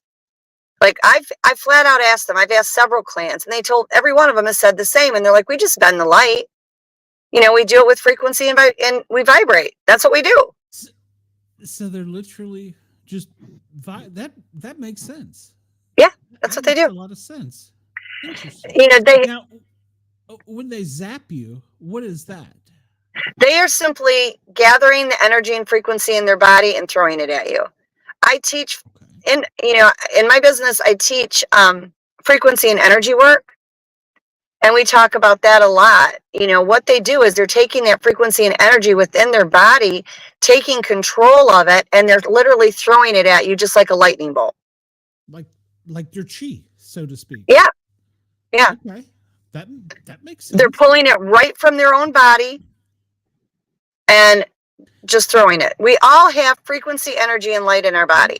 Okay. Our bodies are 3-dimensional. All they are is a housing unit. They're basically worthless. But your body is combined of frequency, energy, and light, and your consciousness. And so when you learn how to use that frequency and the energy, there's really not a lot you can't do on a paranormal spectrum. And you're going to go out of that. Once your frequency is high enough, you go out of the 3D bodies and you start working in a 4 and 5D, which right now in our world is essential. We're in the middle of a frequency shift, and everybody's going to have to get on board with it. Our bodies are going from carbon-based to crystalline-based. We're making a lot of changes, which is why a lot of people right now are emotional. They're up and down. They're all around. They're tired. They're hungry. They want foods they didn't want before, or, their bodies have changed. And there's just a lot of things that are changing with us, and we've got to change with it. Our planet is going into that higher frequency. And the poles are shifting. Yeah, exactly. Oh, yeah. We've got solar flares all over the place. Even when we have a full moon, it's stronger than it was before. We are now in an era of the new Earth. So a lot of things are going on, and it's essential that we move into this higher frequency. Our planet cannot survive if we don't. Now, these beings, are Bigfoots and ET separate, or are they somehow intertwined? They are intertwined. And I did work on the DNA study with Dr. Melba Ketchum. And so before I explain this, I want to make this part clear, because this is not, what I'm going to tell you is not from the study. Okay, scientifically speaking, the female side which is the mitochondrial side, had human DNA encompassed in it. The male side is listed in the paper as unknown because we have nothing to compare it to in GenBank or anywhere else. The government has it all. We don't have access to it. Okay, so take away the study, because nothing I'm going to say from this point on is coming from the study. This is from me. This is what they taught me. I went right to them before I ever knew about the study. And I said, what are you? Like, people are fighting over you constantly. And I had 3 of them I was talking with one night, and I was outside with them. And they pointed to me and they said, we're human like you. And then they pointed to the sky and said, and star people. Now, aliens, star people, whatever you want to call them, are also high frequency being. When you tap into these higher frequencies, there's literally not a whole lot you can't do once you get out of that 3D spectrum. You've got to get into the paranormal spectrum, whether it's 4th dimension, 5th dimension, or higher. These beings are even higher. They're much, much higher than that. I mean, much higher. And so part of them does come from star people. Now, I have some of the Sasquatch that will say, we're human like you and star people. I have another clan that I work with a lot, and they say, no, we're children of God and human. They're actually both right, because if you read in the Bible, it says God created the heavens and the earth, which means everything that is encompassed in it, and that includes ETs. Not all ETs are bad. There's quite a bit of them that are very kind. Actually, we have a lot of them visiting our planet right now that are good. We have a lot of them that live on our planet that are good. But we also have the bad ones. I'd had to deal with both of them. And the bad ones are a mess. So you have, both sides of that. So when I have some that tell me, well, we're star people and children of God, yeah, they're right. And then I have others that say we're star people and human, they're right too. They both, either side, there's human on the mother's side, and on the father's side, they can either say they're children of God or star people. It's going to come down to the same thing. And that's where they get these abilities. These abilities are intense. People don't realize the stuff that they can do. Like, I've physically seen it. I've had witnesses to it. And is there more than, and let me, hold on one second here. So let me correct myself. Earlier in the show, I was informed it was Washington State. It is Washington, D.C. It apparently is a Black Hawk that has collided with an American Eagle jet. It's probably down on the 14th Street Bridge in the Potomac River. That is That is home for me. I am from Fairfax. So Oh, I'm so sorry. no, that's okay. We're going to continue our show, and everybody that's tuning in, because I know everybody knows I'm from DC and I do a lot of breaking news. As soon as we're done with the paranormal guys, we'll end the show, and then I'm going to flip right back over and I'm going to do a breaking news show. So everybody hang tight. Robin, we are not going to cut your segue because I have looked forward to this. That is a great tragedy in Washington, D.C., and I will address that soon. Well, definitely anyway. prayers out for everybody involved with that situation. Yeah, because, gosh, I was just talking to my wife about this. We grew up in Washington, D.C., and I can't remember. It was just a few weeks ago. It was the 40th, I think. They're saying my audio is low. It was the 40th, I think, anniversary of the plane that crashed into the 14th Street Bridge right after takeoff. So, yeah. What about dogmen? What do you think about is because I always thought that might be a different. It's like just another cryptid versus like a German. Is yeah, it Bigfoot, or is it a? No, it's not a Bigfoot. They're a whole separate cryptid. I have a little bit different view on the dogmen than some people. A lot of people just think they're these awful, hateful things, and they're the worst that they can be. I've actually had some help me. I've had them around me. I have a picture of a baby up on a tree, and I don't have the problem with them that a lot of people do. Does not mean there aren't aggressive ones out there, but I think it's important to remember that the government created some of these dogmen too. And I've noticed that the government ones are highly, highly aggressive. You have some that are ET created, some that were born here, that, you've got them from all these different ways, and they're not all the same. And that's the same thing with the Sasquatch. You've got some that have been taken by the government and made these weird hybrids out of them, and those things are off the charts. Then you have some that can tolerate us. I mean, we're horrible to them. Let's be real. We're awful to all these cryptids. We really are. We kill what we don't understand. Rather than find out about them, we just try to kill them. And you've got some that just want to be away from us. I mean, they're going away from us so they don't have to deal with us, and then we chase them down. And then everybody gets upset when there's a confrontation.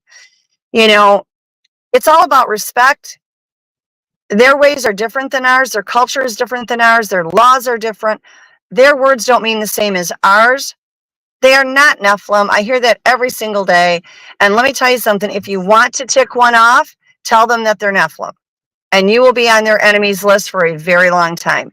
Now, that being said, the government has created a lot of things. Is it possible that some of these highly aggressive ones were created by the government and have Nephilim DNA in it? It's very possible. I'm not going to say it isn't, but an actual Sasquatch is not Nephilim. Number one, because they are high frequency and high energy beings, they love at a much deeper level than we can ever hope to. They love harder when they're mad. Trust me, they're madder than we get. Every emotion is at a higher level, but they are very compassionate. They've saved my life 6 times. I know about the bad ones. I've dealt with the bad ones. I've been called out to areas where the bad ones are to help with that and kind of settle things down. And so I know how bad they can be. It's like land between the lakes. People head out there because they want an encounter. What they're not understanding is the dogmen and the Sasquatch that live in land between the lakes live there because they do not want to be near us. And then we go there and innocent people die. Yep. And then we want to kill them for killing them. Why are we there? Why did we go there in the first place? Let them have that little piece where they can stay away from us. And it would be much better, but we don't, because we just don't. We have to take everything over. I mean, I've dealt with bad ones before. I deal with a lot of good ones, of course. It's like the ones that I have in Michigan, the ones that I've had here, the ones that I work with in Texas, the ones that I work with in Louisiana are lovely. I've not had problems, but I'm respectful of their culture. I have boundaries, like we had a period where the adolescents were playing on my roof. And I have a 2-story house, but where my bedroom is 1 story. And they would get up there and they would play. It was like a frat house party on my roof every night. And I would tell them to get down and tell them to get down, and nobody would listen. I went to the parents. I'm like, I don't know whose kids these are.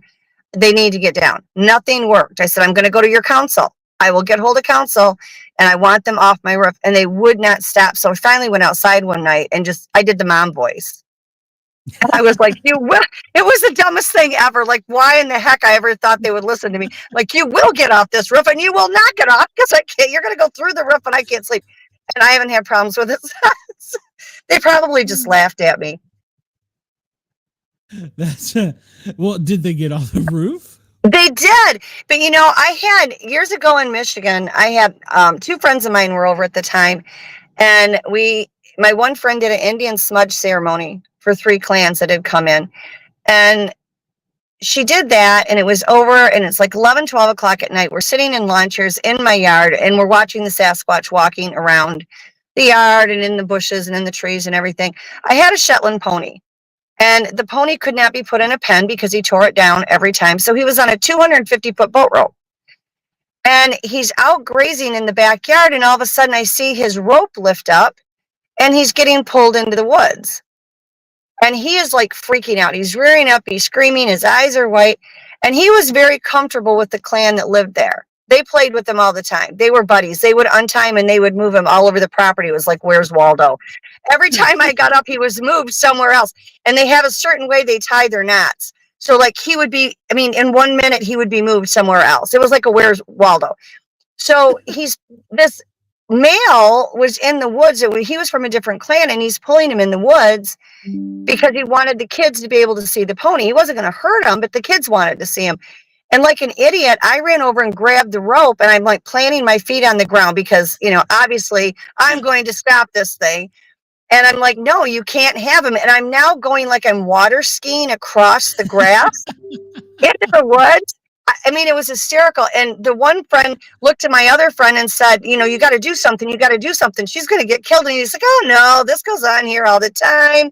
It's not a big deal. And so I'm getting drugged there. I got all the way. This thing was about 14 foot tall. He was massive. Like I'm 5'9.5", and I was like at his thigh level.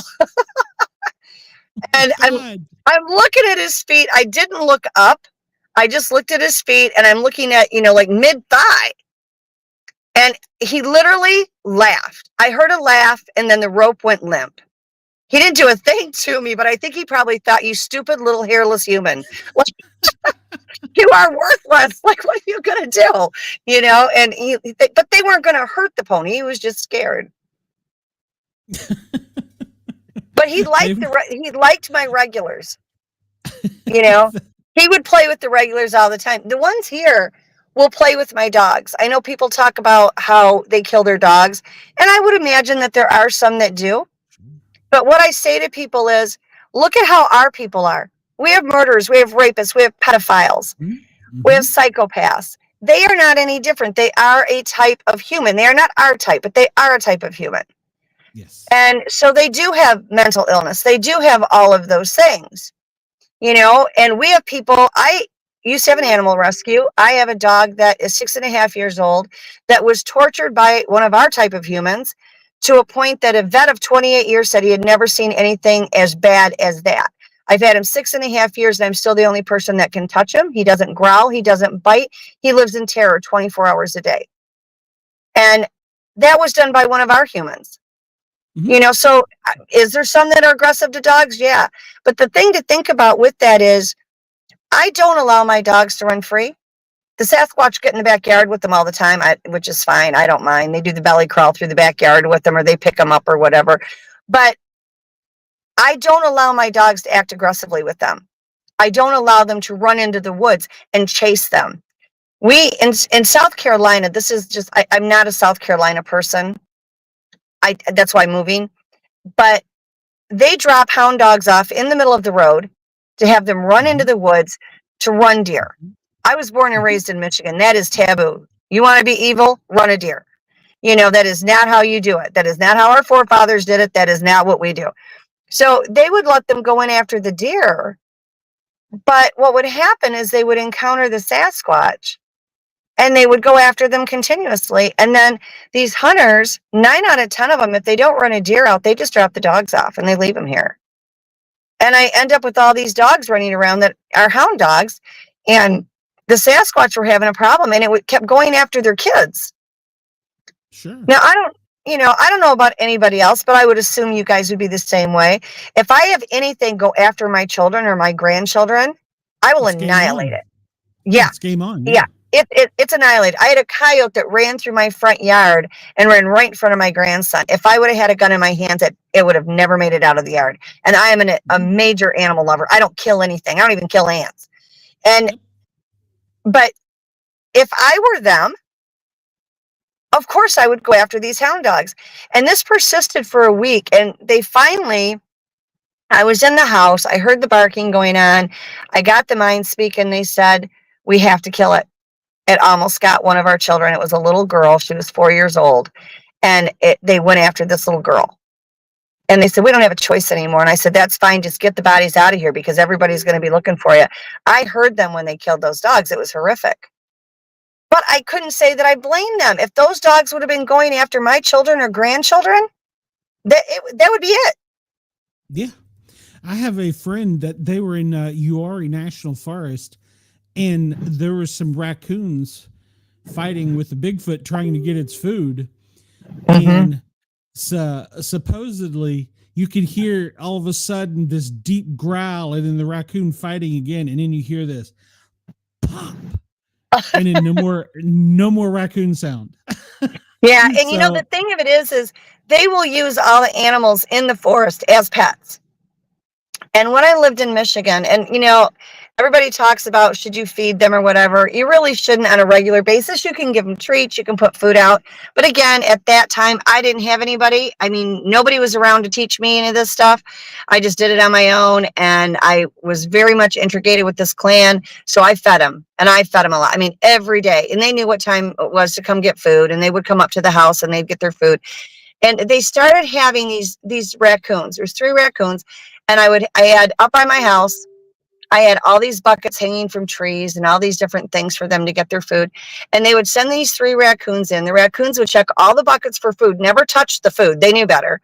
And then the biggest one would go to the top of the tallest tree, look over the direction that the Sasquatch came in and scream and make a noise. And then it would come down and they'd go off the other way. And then all the Sasquatch would come in. And this went on every single night. Like, these things were trained impeccably. And the only night that I ever really missed, I got hung up at church with my kids, and I normally fed around 5 or 6, and we didn't get home till 10:30. I came home, they had unsnapped the buckets because I had them on snaps on the tree. They had unsnapped the buckets, took them to my front porch and put it upside down. Like, you stupid woman, what is wrong with this picture? And I looked at my kids and I'm like, I want you guys in the house. I will feed by myself. I don't want you out here. And they were a hooting and a hollering. They did nothing. They were never, they never tried to do anything. They just made sure that I knew they were unhappy. Protest. Lord. Oh my gosh. The stuff that they've done, it's just insane. Yes, we're going to have to get you to come back when we do need to get the audio and video stuff, because I would love to have that. Oh, absolutely. Let me know, and I will send it over to you so that you can put in whatever format you want. Okay, cool. Yeah, I am actually, because my phone is dinging, the thing is dinging, everybody's asking what's going on. So, let's get you rescheduled, and then, I want to upload that and see that as well. Because sure. I also have some stories that I want to share with you about my personal experience in the woods. Oh, I'd love that. Yeah, I've seen them in 3 states. So, it's kind of cool. Yeah, there's no place that they can't be. No, there's no place. I mean, I have clients that are in Hawaii that have seen them. Oh, wow. My mom actually swears here in Tennessee that one was in the house with her. I don't know if I buy that, but oh, I do. I've had it happen enough times. I do. Tell her I believe her completely. I've had it happen too many times. And let me tell you, the cleanups, I've only had them really make a mess a couple of times. Generally, it's not too bad, other than giant muddy footprints and handprints. Okay. All right. Well, My granddaughter saw one the other day. She said to me, she said, Grandma, she said, somebody came in the house. And I said, what do you mean? And she said, I don't know. It was tall. It was all covered in black. And then it ran out the front door. I'm like, okay. And things were all messed up. So I had to believe her. So new meaning to tall, dark, and hairy. yeah, exactly. It is not, my life is not normal. It's not normal. So I wouldn't change I love it. I love it. That's why I did this. That's why I love the paranormal and the. Oh, it's phenomenal. I'm blessed. Like, I was gonna say the first Bigfoot experience I had was in Washington D.C., just outside of Washington. Well, just outside of Washington D.C., North Virginia. I don't know if you've ever heard of the Mount Vernon monster. That was what was growing up in our neighborhood, and that was my first experience. And we had watched the Patterson film in elementary school, I guess, and I was fascinated.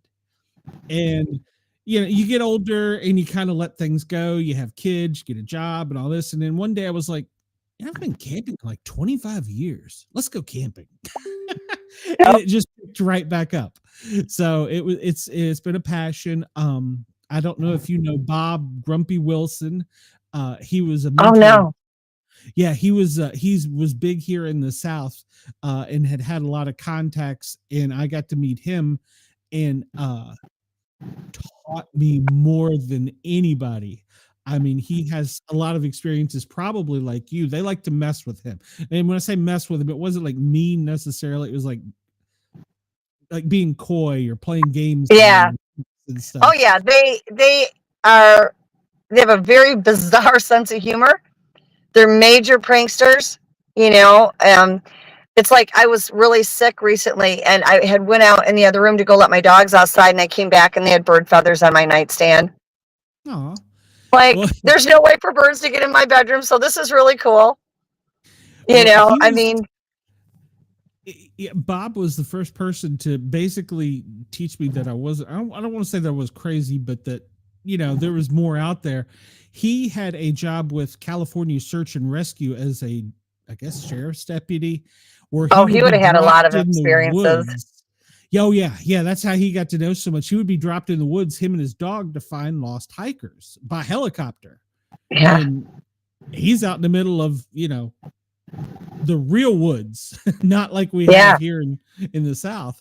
And so he had so many stories, and he educated me. So yeah, that's incredible.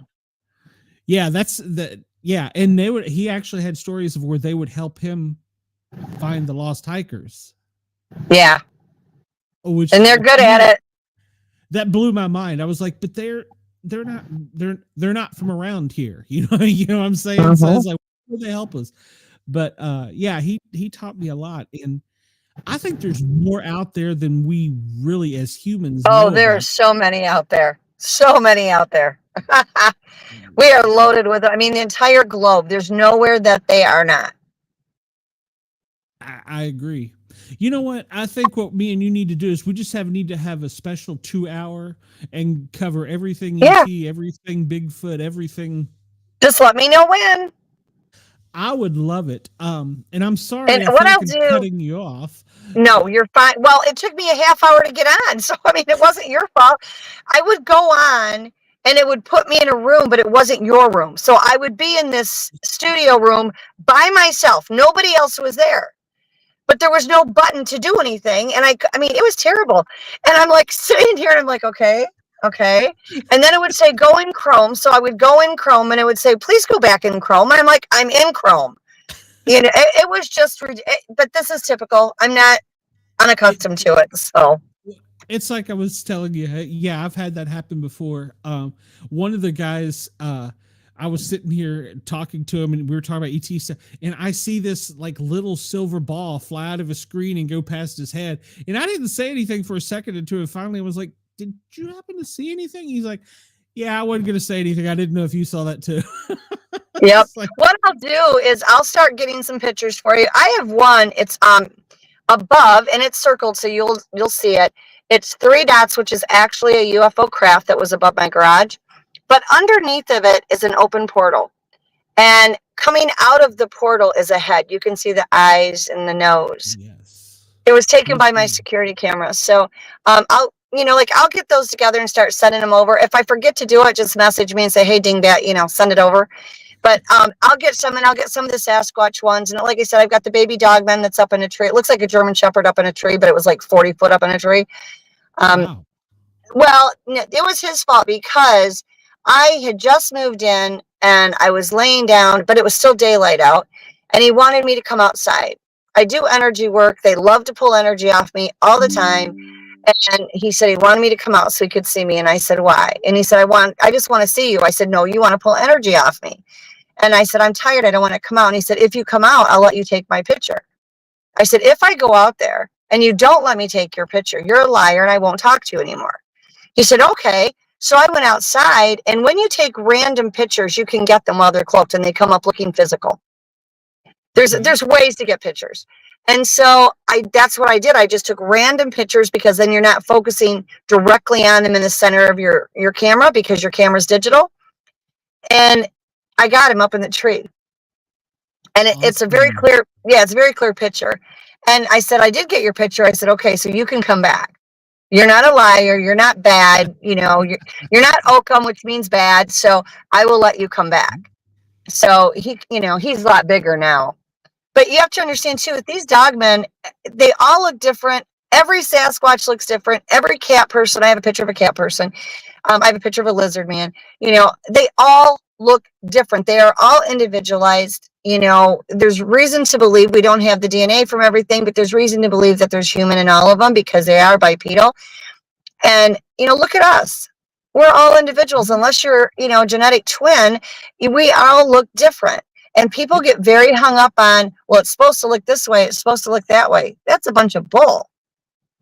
My sister and I, my sister's blonde hair and blue eyes. I'm brown hair and brown eyes. We couldn't look more different if our life depended on it. So it doesn't work that way. They're individuals. They all have individual personalities, individual thoughts, likes, dislikes, all of it. I have some that love peanut butter. I have others that if you give them peanut butter, they're going to break the jar. They don't want it. I have some that will want things and I'll give them to them and they'll take them with no problem. And then I get down here in the South and they are forever asking for things. Then you give them to them and they're like, they'll want ginger or they'll want tarmac, however you pronounce it. And then I'll give it to them and they're like, take it out of the thing it's in. I said, you mean the jar? And they're like, yeah, we don't want that. And I'm like, if I pour it on the ground, it will dissolve. Yeah. Like, what do you want it in? Have you had any Southern ones ask for RC and a moon pie yet? Just No, not yet. But the ones in Michigan, I could get them to take anything I gave them. And they would go back and forth. They would leave me gifts too. Usually it was a live possum, admittedly. I used to take the possums, take them about 5 miles away, let them out and say, just tell your friends, don't come back. Like, don't come back. You're going to end up, they would put them in various things. Yeah. And I'm like, just save yourself, And because, and they're like, well, you gave us food. We're giving you food. And I'm like, I appreciate it, but don't normally eat possum, but thank you. But they would take anything that I gave them. I come down here to the South and they are so picky. They are really picky.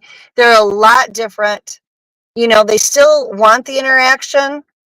It's not uncommon for me to wake up in the middle of the night and look at my window and there's a face pushed up against it. It doesn't faze me. I'm like, okay, no big deal. And I generally know which ones. Now, like today, I know which one was doing it today. I'm not quite sure why he was doing the hitting of my house.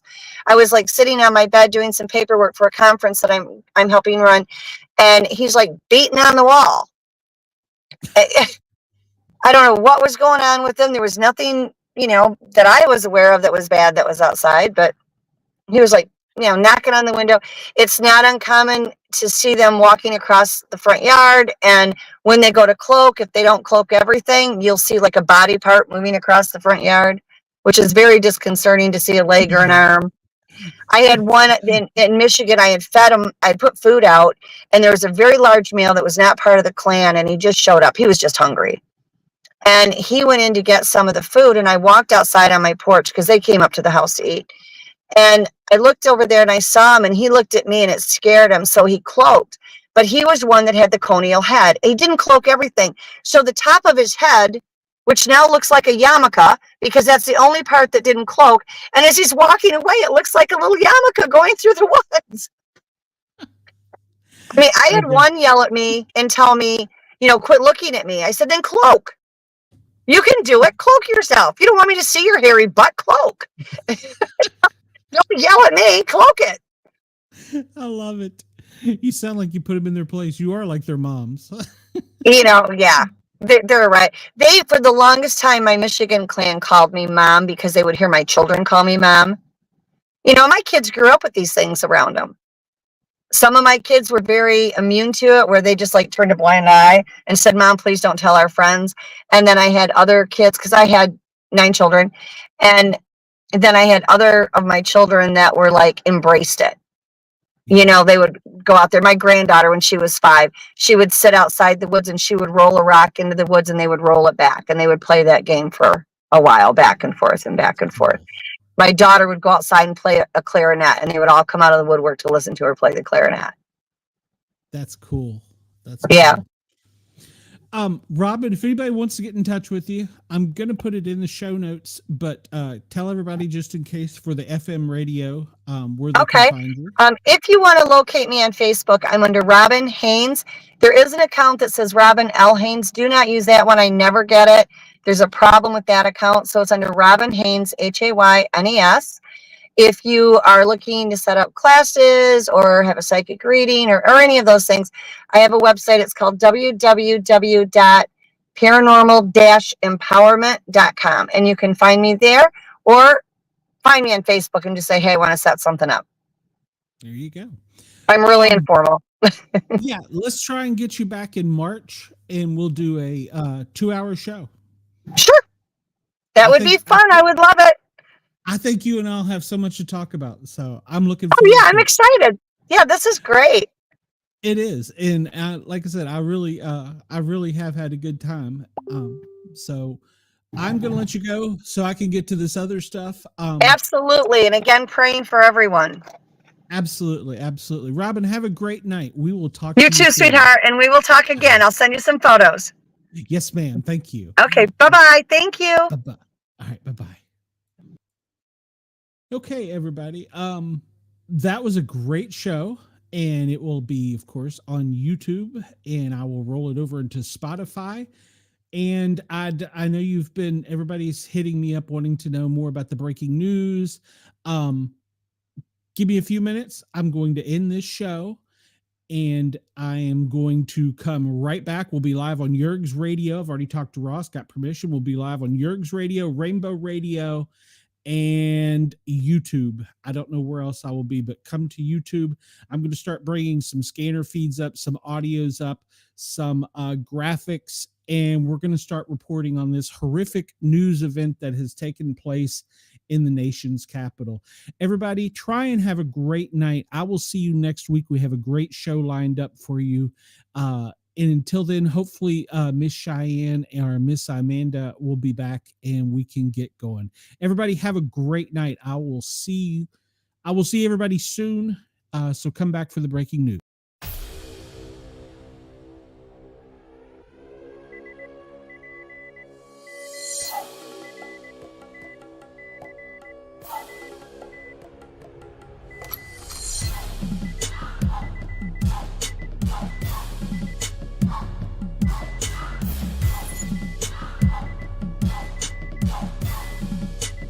You have a 138